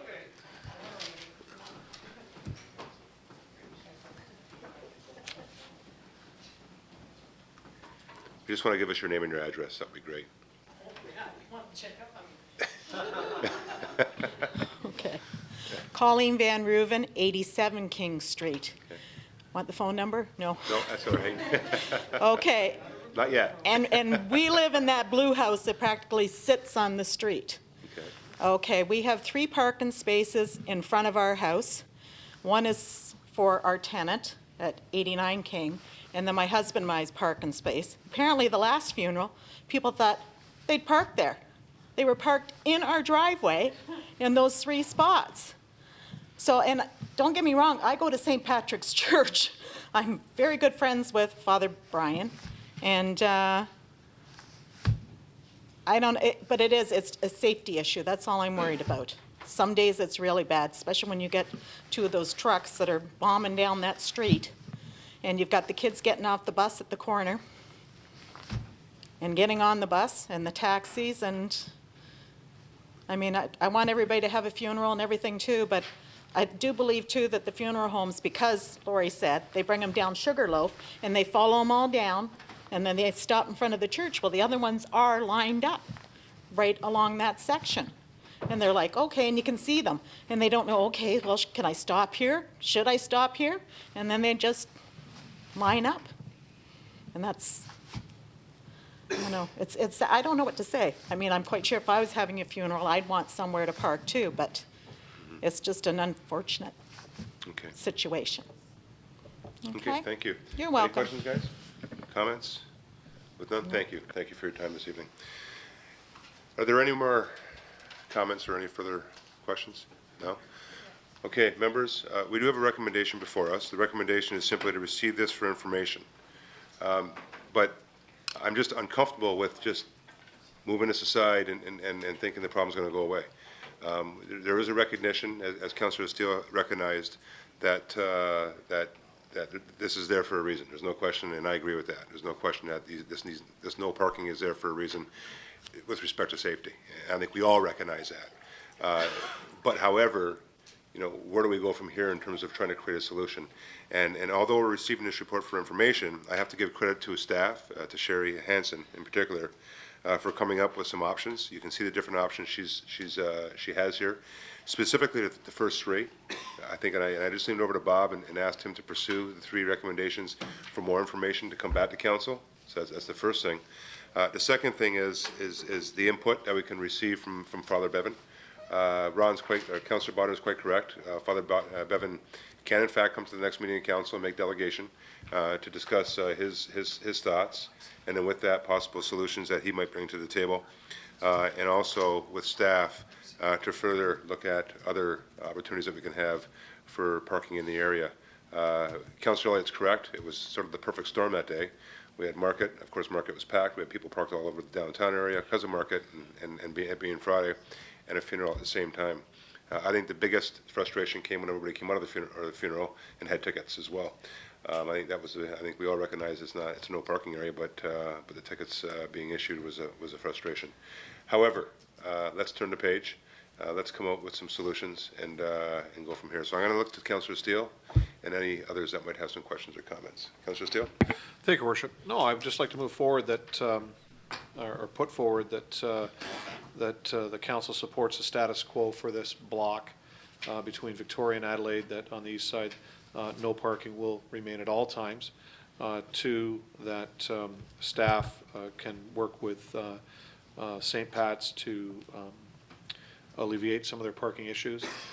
The only option I don't agree with is option one. I don't think the city needs to be purchasing private property for private enterprise. I don't ask them to purchase my parking lot for my staff and my customers, so the same goes for anybody else in the community. So that's the only option. But as far as the other options, how they can better utilize parking in the area, I do agree with that. And if church wants to meet with staff to help with those things, I have no problem with, so I'll put that forward. Thank you, Councillor. I do have a motion. Do we have that moved already? Councillor Steele moved that already? Yes. And that was seconded by Councillor Doucette? Demeray.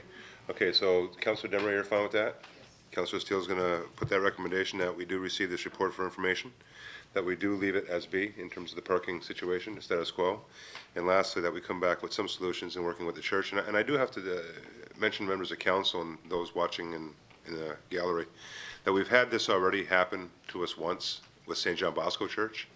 Mr. Aquilina did bring to our attention today that not only did St. John Bosco create another parking lot over in that area, but they also have to go through a rezoning and site plan process, I believe, if I'm not mistaken. And that would be the same thing that would have to happen here, Mr. Aquilina? Thank you, Mr. Mayor. Yeah, in 2001, council did approve a zoning change for St. John Bosco's church. However, to this day, they have not yet constructed that church. No, the parking lot. The parking lot. My apologies. Church is already there, Dan. The parking lot, yes. Okay, so, but if they did, they would have to go through site plan control and things of that nature. That's correct, Mr. Mayor. Okay. Welcome to the world of government, guys.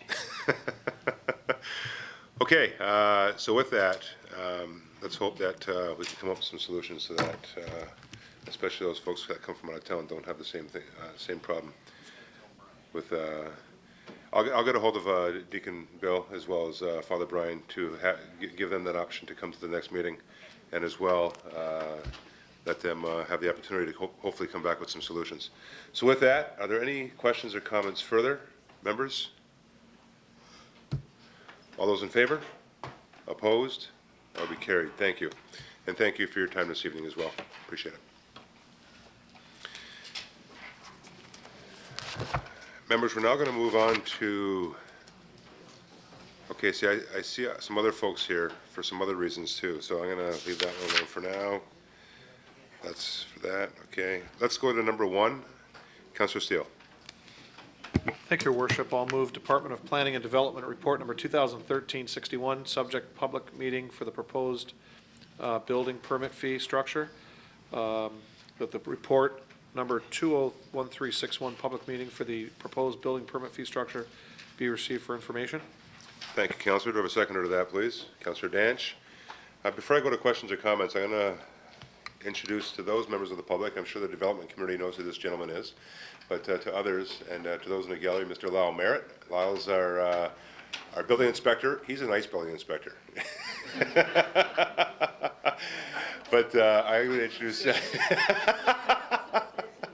Lyle's going to take us through this report and present it to council, and then I'm going to entertain any, or he's going to entertain any questions or comments you may have.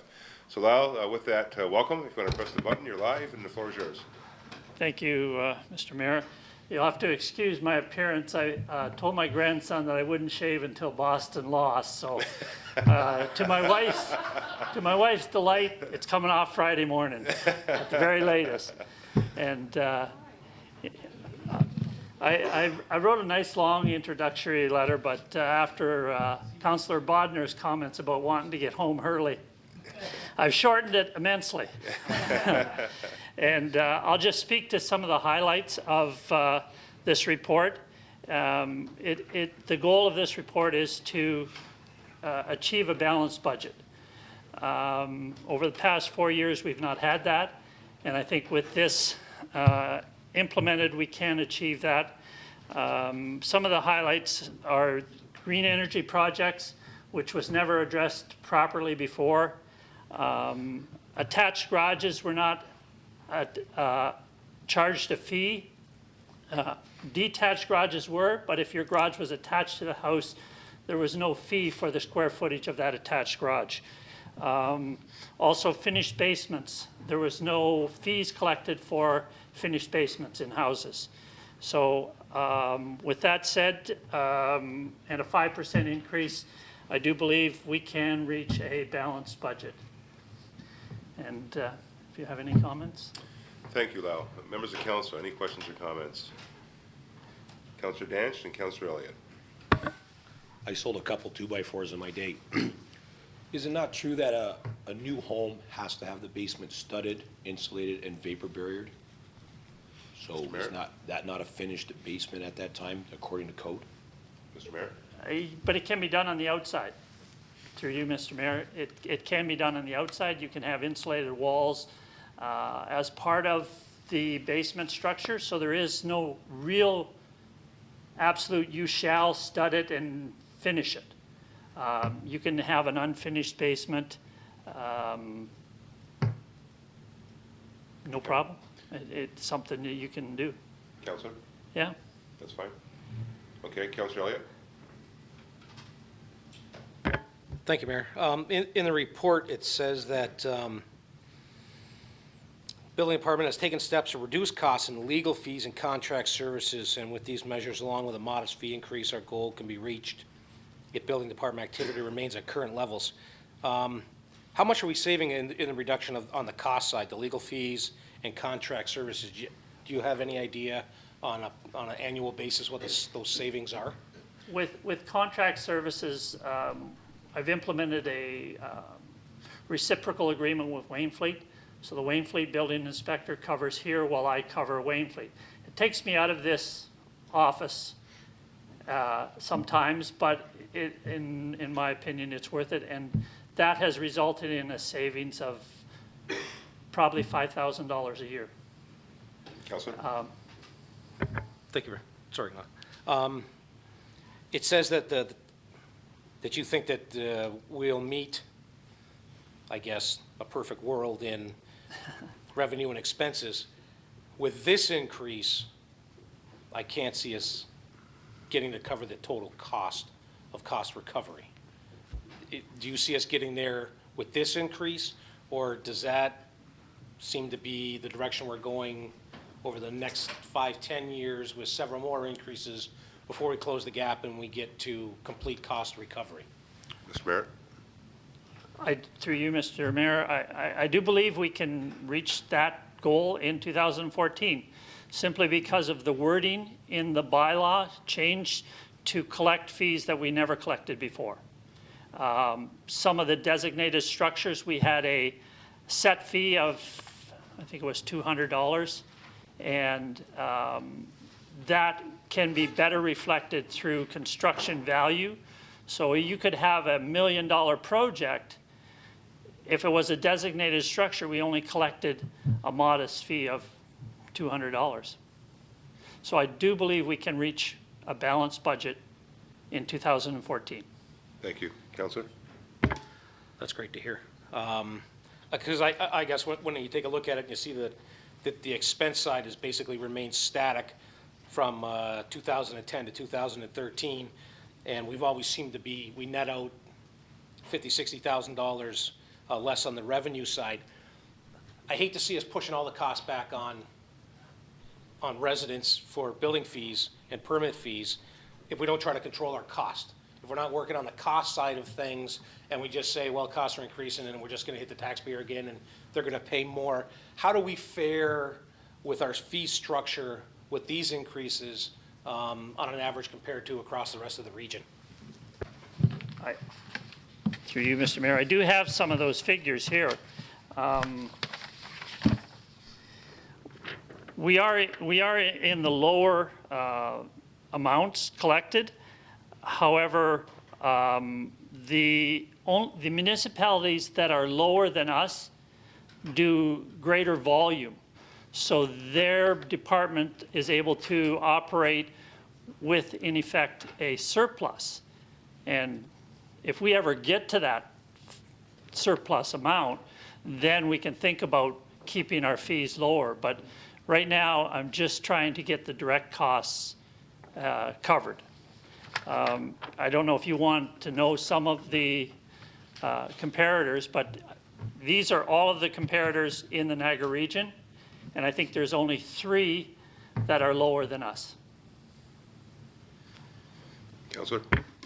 Thank you, and thanks, Lyle. I mean, it's great to see if we can narrow the margin of where we are in the shortfall. I guess on the other hand, what I look at too is I don't want to increase our costs so much that it's prohibitive for people to look at Port Colborne in terms of permit fees.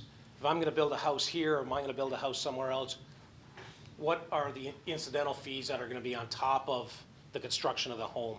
And I guess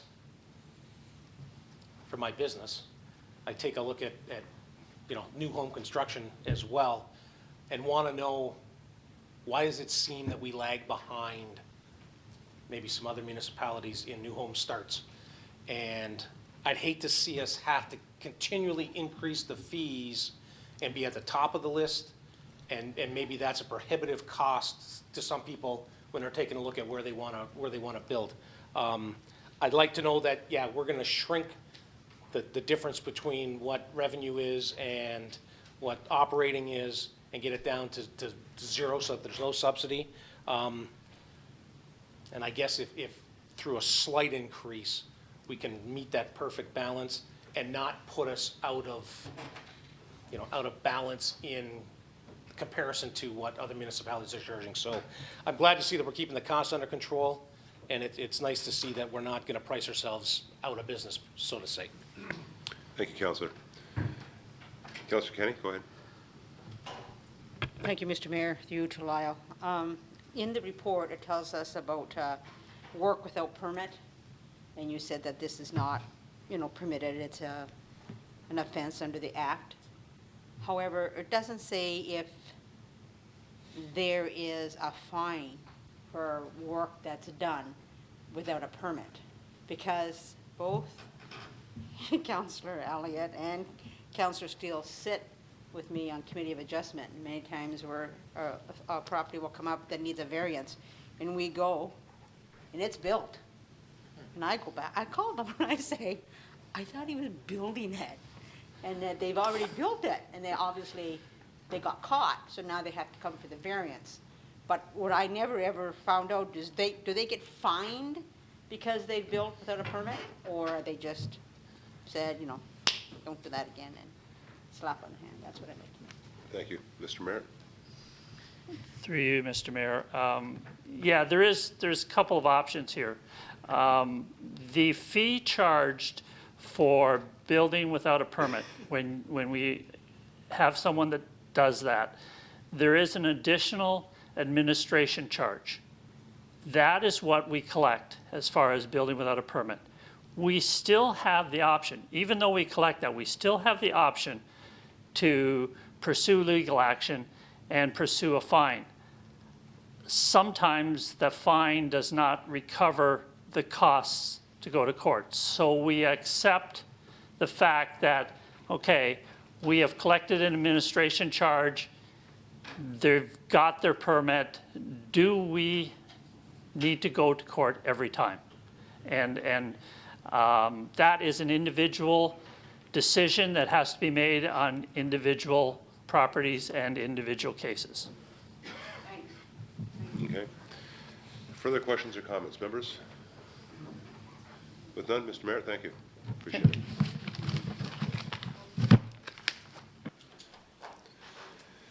Are there any members of the public that would like to comment or have any questions on this report? Out of the 1,000 some odd people that we have out there, nobody wants to comment or question this report? Must have not raised them high. Thank you, Lau. Great job. And with that, I will ask. Mr. Howe, go ahead. Your Worship, legally, this is a public meeting. Could you, Your Worship, for purposes of the clerk's records, request a motion of council to adjourn the public meeting? I was about to. Thank you. You're way ahead of me. Thank you, Mr. Hale. Members of council, with no further questions or comments from the public or yourselves, I would need a motion to adjourn this meeting, public meeting. Councillor Steele, Councillor Desmarais, questions or comments to that? All those in favor? Go ahead, Ron. Councillor Bodnar. So this was a public meeting, this report. And we advertised it as a public meeting, and we did all the, how come we don't have to have Dan present it or do the whole song and dance that we do before the other public meetings? It's just a, Mr. Merritt, go ahead. This is a public meeting under the Building Code Act. It's not under the Planning Code. It's not under the Planning Act. And under the Building Code Act, the Building Code Act says we shall hold a public meeting. It doesn't say we have to do all those things, but we did them. We advertised in the paper, we put it on the website. So you didn't get the full song and dance, but we did everything that we needed to do to meet the intent of the law. Thank you, Mr. Merritt. And the irony behind this is we tried to expedite it, and the guy that really wants us to expedite it this evening is standing up and asking those questions. Claire, did you hear that? With that, and no further questions on the adjournment, I did get a mover and seconder. All those in favor to adjourn? Thank you. Now, back to the report. If I may, we do have a mover and seconder. Any further questions or comments on that? All those in favor? Opposed? That would be carried. Lyle, great job. You're off to South Bend this Friday, aren't you? Yes, I am. Lyle is also a Notre Dame fan. They play football? Yes, they are, and they're, well, not bad this year. Okay, with that, we're now going to move on to item 3. Councillor Elliott.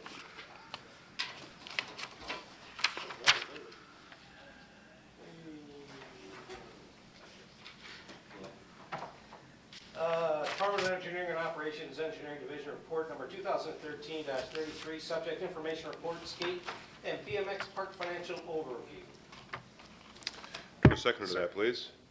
Councillor Steele, questions or comments? Councillor Desmarais.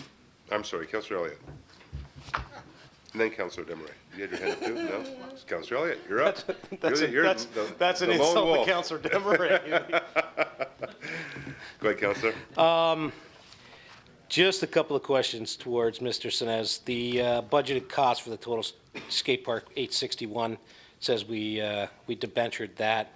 Yeah, when you look at the other side, the total cost, it says net cost of structure 769. So I'm trying to figure out, we debentured 861, but the cost was 769. How much of that 150,000 in sponsorships was actually cash? The MIAC, I didn't realize that they raised that much money. That's pretty good, 15,000 all of a sudden. Yeah, that's good to go. So what's the total cost of the debenture, and how much of that 150,500 was actual cash up front, and the rest is in yearly payments? Mr. Sinez. Through you, Mr. Mayor. Yeah, the budget amount was 861,000, so that was what was debentured because we didn't know what our sponsorships and money was going to be coming in, so we did debenture the full cost. Of the total cost actually came in at $934,000, and the net of the total sponsorships once they're all received and the MIAC fundraising we have to date, the cost is about $770,000. The sponsorships of the $150,500 to date, those are over different time frames. Some are over 1 year. We've received them already, the full amount, and there's a few others that are over 3 and 5 and 10-year periods. And so to date of the 150,000, we've received 26,000 in the current year. And then the rest of the funds that we'll be receiving will be over those over the next 10 years, basically.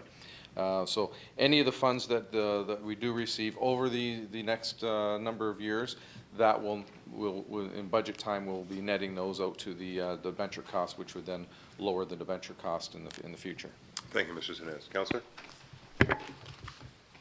So the total cost was $934, and then we got, give or take, a couple of bucks, $41,000 up cash up front, right? The 15 from MIAC, and then the 26 out of that 150. So that means we had a debenture, do we debenture $890,000? Mr. Sinez? Through you, Mr. Mayor. No, we only debentured the 861,000, although yes, the costs are a little, or have been over the budget. As we're receiving the funds from the sponsorships, that reduces that cost down. To 769. Councillor? Thank you, because I was looking at the numbers and I just couldn't get them to match up, and I'm thinking, okay, how did we get this number? And then I'm looking at that thinking we had to get some cash out of the 150. I know that came to fruition. Good job on MIAC, the $15,000, and I think they only had one event? Couple of events? Couple of events. Yeah, so that shows real good activity on their part. Hope they can keep that up. And I was just asking because I was trying to get it straight in my mind. That's all. Thank you, Councillor. Any further comments or questions? Just FYI, and I have to echo Councillor Elliott's comments with respect to MIAC, the Mayor's Youth Council. They really stepped up to the plate when they said that they were going to raise some money. They did so, and they did it overwhelmingly. And by the way, it hasn't ended. There's more money coming in from both MIAC with some of their fundraisers, but as well with sponsors. And I have to give credit to them as well. We had a lot of sponsors. Algoma stepped up to the plate and donated a heck of a chunk of money, as well as all the other sponsors that you see their names on the side of the structure have donated a lot of money as well. I do have to give you an FYI, heads up. I did have an elementary school send me about close to 30 letters. Their teacher forwarded it to me just last week with a request to put lighting at the skateboard park. So I'm not sure who the teacher is. But by all means, some of our younger residents have come forward with that request, and I will be meeting with them probably within the next week. And my response to them is that I have asked staff, and I think Harry, you and I Harry's already got a heads up on this one to see what the price is. I think we already had a price on lighting, if I'm not mistaken. I think we already had a price on lighting as part of the process. 2 lights, and I think it was about 26 or 29,000, if I remember correctly. But my response to them is that we'll go to budget. And of course, if council agrees, the lighting will go up, and if not, you can send those 30 letters to each and every one member of council, or I'll be more than happy to copy them for you. But just to give you an FYI heads up, that the request has come in from some of our younger residents to put some lighting up at the skateboard park. So with that, no further questions or comments, members, I will ask your pleasure to the question. All those in favor? Opposed? That will be carried. Thank you, and thank you, Councillor Elliott, for bringing that up. Next item, number 4, Councillor Doucette. Thank you very much, Mr. Mayor. Department of Engineering and Operations, Engineering Division, Report Number 2013-40, Subject Information Report, Small Rural and Northern Municipal Infrastructure Fund Capital Program. That the Council of the Corporation of the City of Port Colborne approve the submission of the expression of interest as being factually accurate and declare that the Lakeshore Road Water Main Project is a priority for public health and or safety reasons and within the asset management plan. B, that the City of Port Colborne is committed to and in the progress of developing a comprehensive asset management plan that includes all of the information and analysis described in the Building Together Guide for Municipal Asset Management Plans by December 31st, 2013, which will be made publicly available by May 30th, 2014, and that the City of Port Colborne is committed to completing the project put forward in this application by December 31st, 2015. Thank you, Councillor. Do we have a seconder to that, please? Councillor Desmarais, questions or comments? Councillor Doucette. Thank you very much, Mr. Mayor. When I heard about this, it came through AMO I think a couple of weeks ago or a month ago. First thing that came to my mind was there is an area in the city, in my ward, that has been on the books for going on 12 years now, 10 to 12 years, that has a serious water problem. And I figured, well, if everything works out, maybe we can get that started, because I'm told all the plans are there. I'm told all the drawings are ready to go. All we need is the money. Here's the beginning. And then we turn around and we do this. Now, This is the second time this happens. First time I said, well, okay, I'll bite the bullet because it didn't seem to fit completely. This is the second time this happens now, where there is money made available. I'm told all we need is the money, and it's not happening. And through you, Mr. Mayor, to those that fill this out, and I would tend to believe it's engineering department, and Mr. Hanson may be able to fill this out. Does this project, is this the only project that fits that? Or is the project I'm talking about the watershed from Wellington down, Janet, Humboldt, Clark, fit this criteria? If it does, then I want to know why a 12-year project is being ignored for a project that I don't remember hearing about until now. Thank you, Councillor. Mr. Hanson? Through you, Mr. Mayor, we went through all the projects we have on the capital list, Councillor Doucette. We felt this project from a health and safety aspect, because of the adverse water samples we're getting in the Lakeshore West area, that this best matched the criteria set out for the funding. In saying that, it's also the scope of the project. The maximum funding under this project is $2 million. This project meets the scope of the criteria. Many of the storm sewer projects, the watersheds that have been designed, are in the $10 to $15 million range. In order to take on a project of that size, we'd have to look for additional funding in terms of tackling a larger scope project. So in the short term, this has only been around for a few weeks, a month, this was the best, in our opinion, the best match to the criteria that was set aside for this funding, and that's why it was selected. Thank you, Mr. Hanson. Councillor?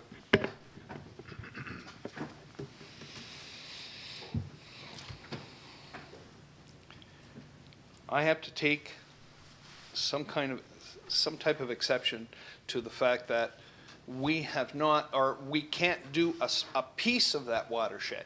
Can we not do Janet Street or one of the streets? One of them and slowly increase. We don't have to do the whole watershed all at one time. And I believe that part of this money could do a section of that watershed, and it would help. I'm just concerned that this is the third time I've seen money come up for infrastructure of this nature, and every time that 12-year-old on the books project seems to be left aside. And I'm going to start raising a lot more cane over this, because I want to start seeing it get done. We've heard about it. We've had people over the summer. Henry's been out there. Okay? There are some serious problems, and we have the drawings and everything ready to go. I'm not saying this is not an important project, but I would like to see some kind of prioritization. And these other projects seem to come up. And this other one seems to go there. And I understand, it's sitting on rock. It's going to cost a lot more money to do it. I understand all that. But we cannot continue to ignore that area, and we cannot continue to ignore those citizens. And I feel this is what's happening here. Thank you, Councillor. Any further questions or comments on this report? Councillor Desmarais, then Councillor Steele. Thank you, Mr. Mayor. I had the same concerns as Councillor Doucette when I first read it.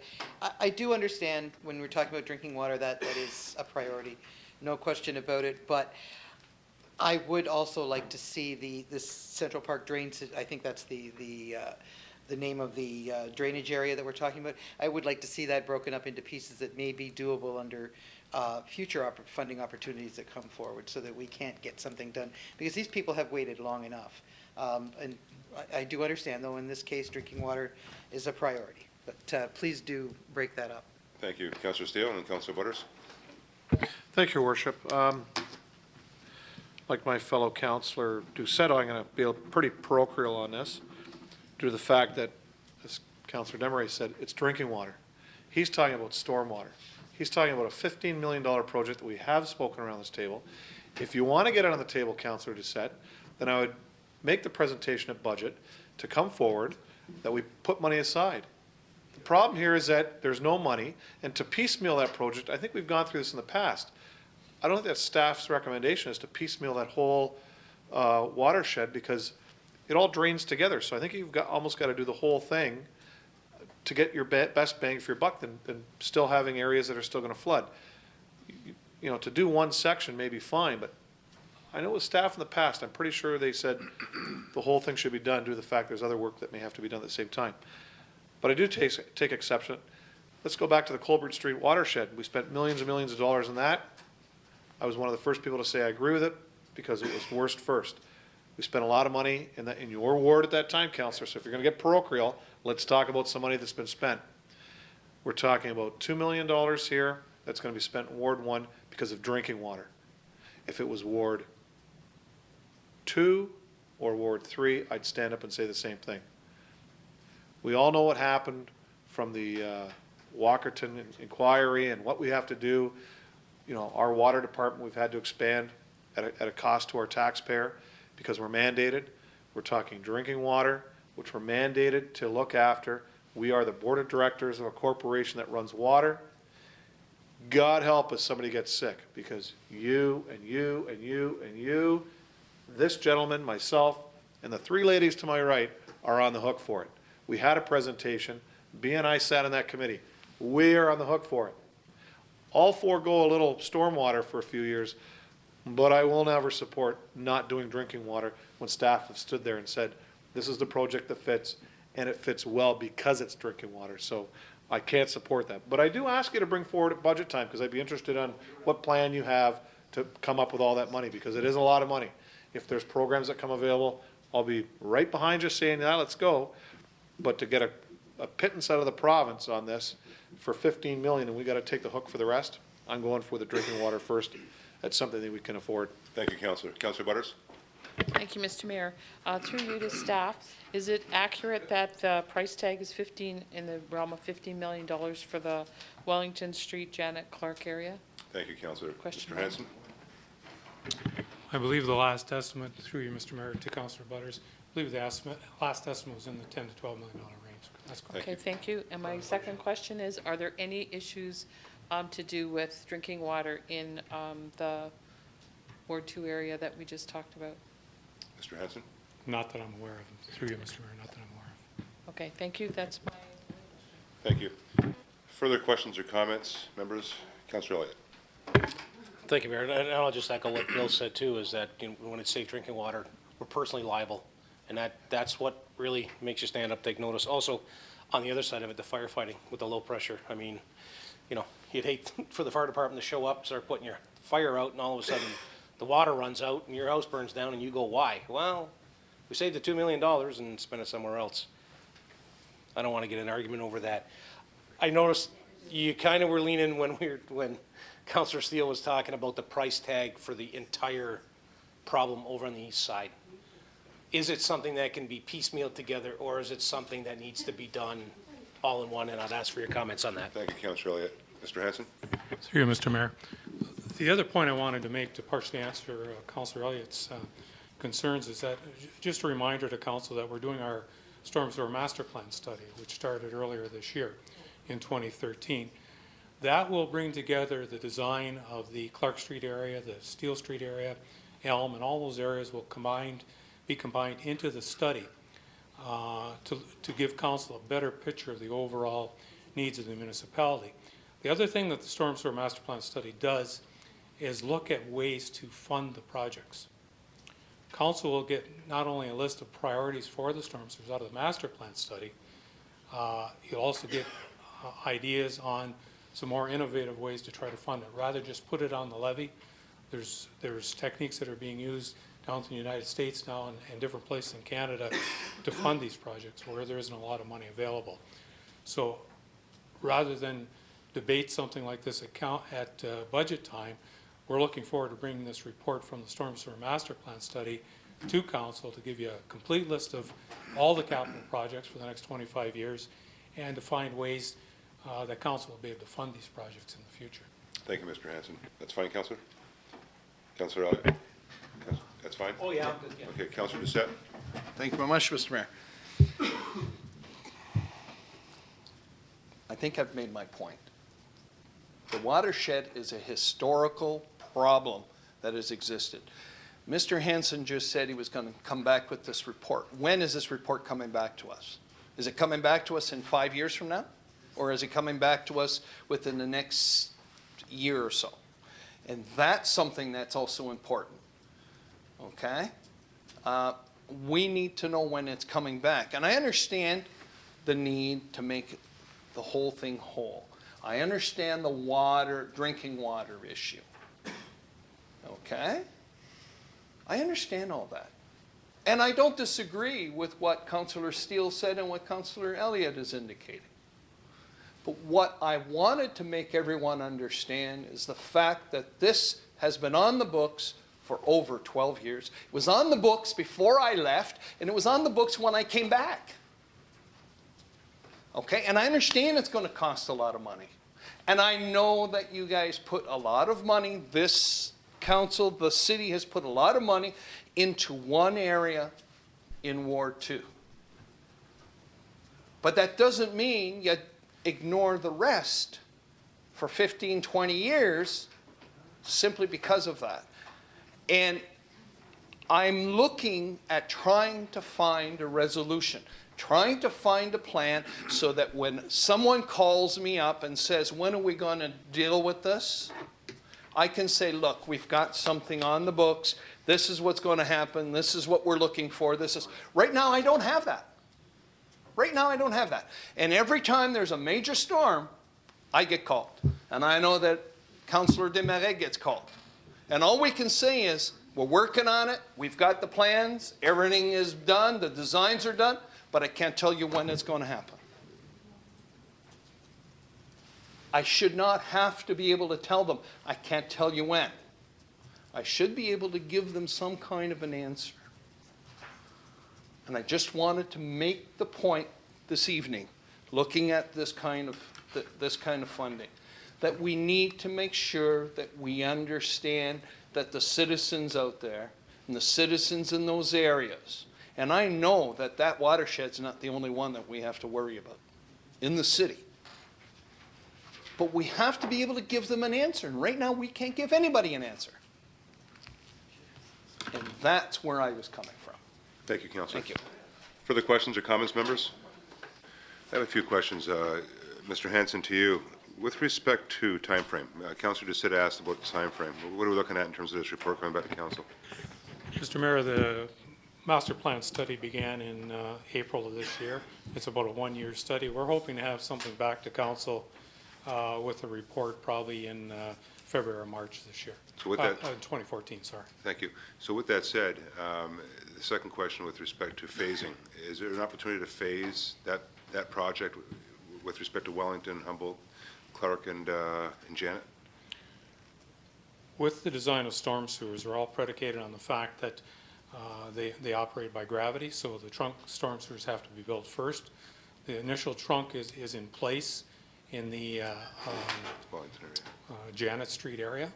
That trunk has to be extended up to the Clark and Wellington area. Once that's extended, whatever that cost may be, then the tributary lines can be extended along Clark, Wellington, and Humboldt from that line. So it can be phased. It can be phased from the trunks going upstream to where the water is. Okay, and so with that said, when we do receive the report in that time frame, and it would align with budget and the setting of the water wastewater rates, both the capital program and the operating program, are you going to have it broken out to the phases in terms of costs? Mr. Mayor, the storm sewer master plan study will break out all of the areas with reference to cost and also phasing. Any of those projects can be broken down. As I said, with the construction of the trunks first, they can all be broken out and priorities then can be set. The water and wastewater is separate. The problem with storm sewer, as everybody knows, is that it has to be funded in other ways. It's not on the water and wastewater budget. So there has to be either a levy or a watershed assessment on it or some other federal or provincial funding made available to the funding of the program. So there's no funding that can come out of the water wastewater budget for this for any storm sewer project? No, currently the mechanism under water and wastewater is strictly for water and sanitary sewers. There's no component in there for storm sewers. Okay, so this would have to be done through the levy and therefore through the budgeting levy process versus the water wastewater process. That's correct. Good, okay. Last question, with respect to the community improvement plan, and of course with the community improvement plan being undertaken in that area, the discussions that we're having with Lakeshore Catholic, and of course some of the changes that may result from their site plan. I know Dan's been working very hard and your department's been working very hard, and one of the conversations that I had with the last meeting with Lakeshore was with Chris Lee, was with respect to the Janet Street area, and of course extending east to the Clark Street area, with respect to the water, wastewater, storm, and some of the work that has to be done over there. Are you looking at that as a separate project, with especially Janet Street? Or are we looking at doing all this together under the report that you're going to present to council? The Janet Street project has been on hold for probably 5 or 6 years at minimum, due to the fact we knew something had to happen with the Lakeshore traffic. There's work that has to be done on Janet Street. With the renovations going forward with Lakeshore Catholic, we're hoping to move that Janet Street project forward now and have that done at the same time. So that'll be done as part of the overall improvements around the Lakeshore area. Okay, so is that now that will also mitigate the Janet, the Clark, the Humboldt, Wellington? Will that be a part of that overall project, or is it separate? It's just water and wastewater? Water and wastewater is separate. The Janet water and wastewater has to be done. The flooding in the Clark, Wellington, Humboldt is not related to the Janet Street project. Okay. It's a separate project, and it's defined within that design that was just done for the Clark Street area. So there's not going to be any need for storms in the Janet Street area?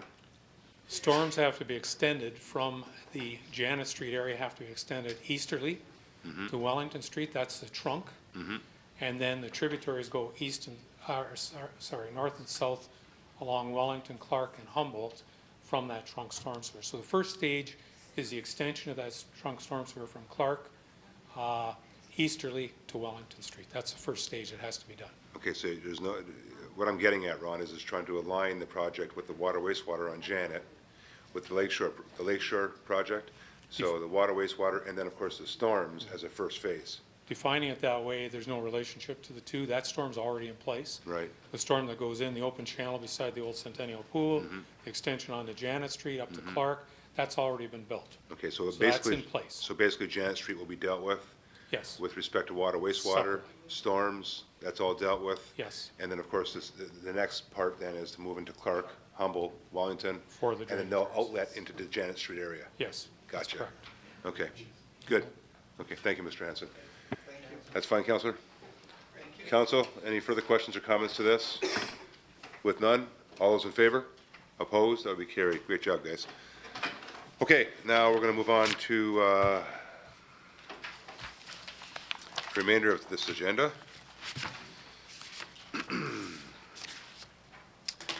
No other items to be dealt with. We'll now move on to notices of motion. Are there any notices of motion? Councillor Danch. I'd just like to bring a reconsideration motion in regards to the council's decision on the birdie golf carts situation, and I apologize for my voice. Okay, so Councillor, just to clarify, you're bringing a notice of motion for the next meeting for this to be dealt with in terms of a reconsideration of the birdie golf carts decision? And council's decision, By council. Okay, so there's no notice of motion given for the next meeting of council. Councillor Desmarais. Thank you, Mr. Mayor. I will be bringing forth a motion for the development of the new long-term federal plan to fix Canada's housing crunch. Thank you. Any further notices of motion for next meeting? With none, we'll move on to motion to adjourn this portion of tonight's agenda.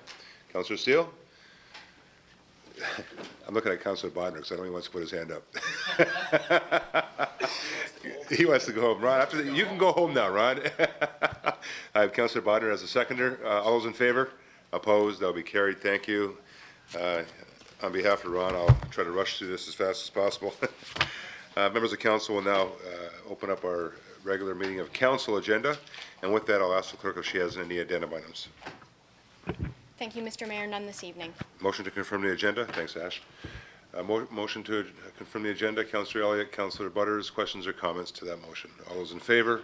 Opposed? That will be carried. Disclosures of interest. Are there any disclosures of interest? With none, move on to adoption of the minutes. If you don't mind, I'll do them in block. The first set of minutes are the minutes of the 36th meeting special of council dated October 15th, 2013, and the second set of minutes are the minutes of the 37th meeting regular of council dated October 15th, 2013. Mover and seconder, please. Councillor Doucette, Councillor Elliott. Questions or comments? All those in favor? Opposed? That will be carried. Are there any items requiring separate discussion? The items listed on your agenda, if I can have a mover and seconder, please. Councillor Doucette, Councillor Danch. Questions or comments? All those in favor? Opposed? That will be carried. I do have two proclamations here before me, and I will be looking for a mover and seconder. First off, whereas in the face of crime or conflict, restorative justice offers a philosophy and approach that views these matters principally as harm done to people and relationships. And whereas restorative justice is a non-adversarial, non-retributive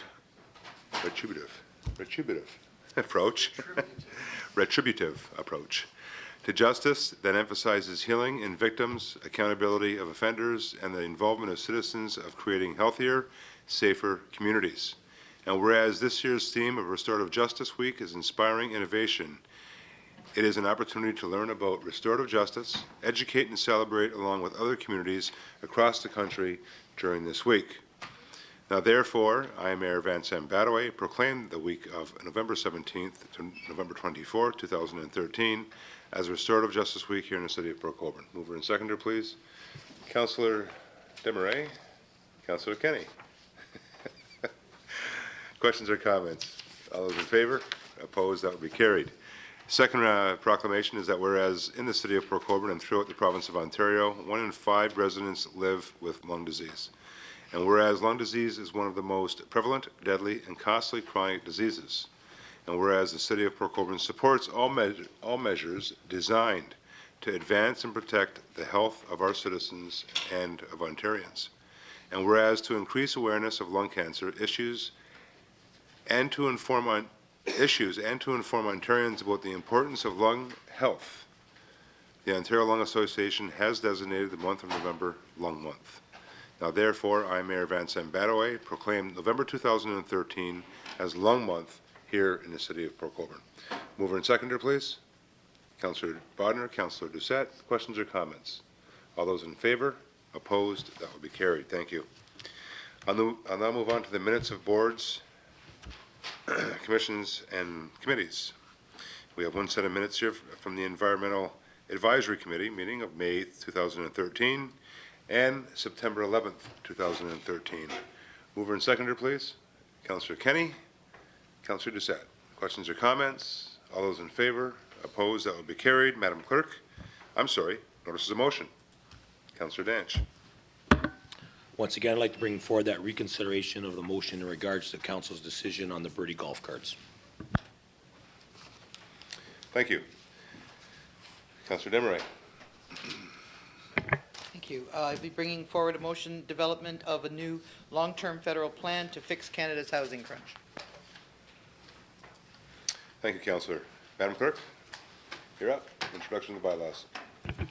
Thank you, Mr. Mayor, that the following bylaw be read 3 times and finally passed. Bylaw 6011-11713, being a bylaw to authorize the execution of a service-level agreement for administration of regional development charges between the regional municipality of Niagara and the lower-tier municipalities in the Niagara region. Thank you, Ashley. Mover and seconder, please. Councillor Steele, Councillor Danch. Questions or comments? All those in favor? Opposed? That will be carried. Thank you. Madam Clerk, the confirmatory bylaw, please. Thank you, Mr. Mayor, that the following bylaw be read 3 times and finally passed. Bylaw 6012-11813, being a bylaw to adopt, ratify, and confirm the proceedings of the Council of the Corporation of the City of Port Colborne at its special and regular meetings of October 28, 2013. Thank you, Ashley. Mover and seconder, please. Councillor Desmarais, Councillor Kenny. Questions or comments? All those in favor? Opposed? That will be carried. Members, I'll now need a motion to go back into closed session. and that will be to deal with item D. Is that what we have left? Is item D?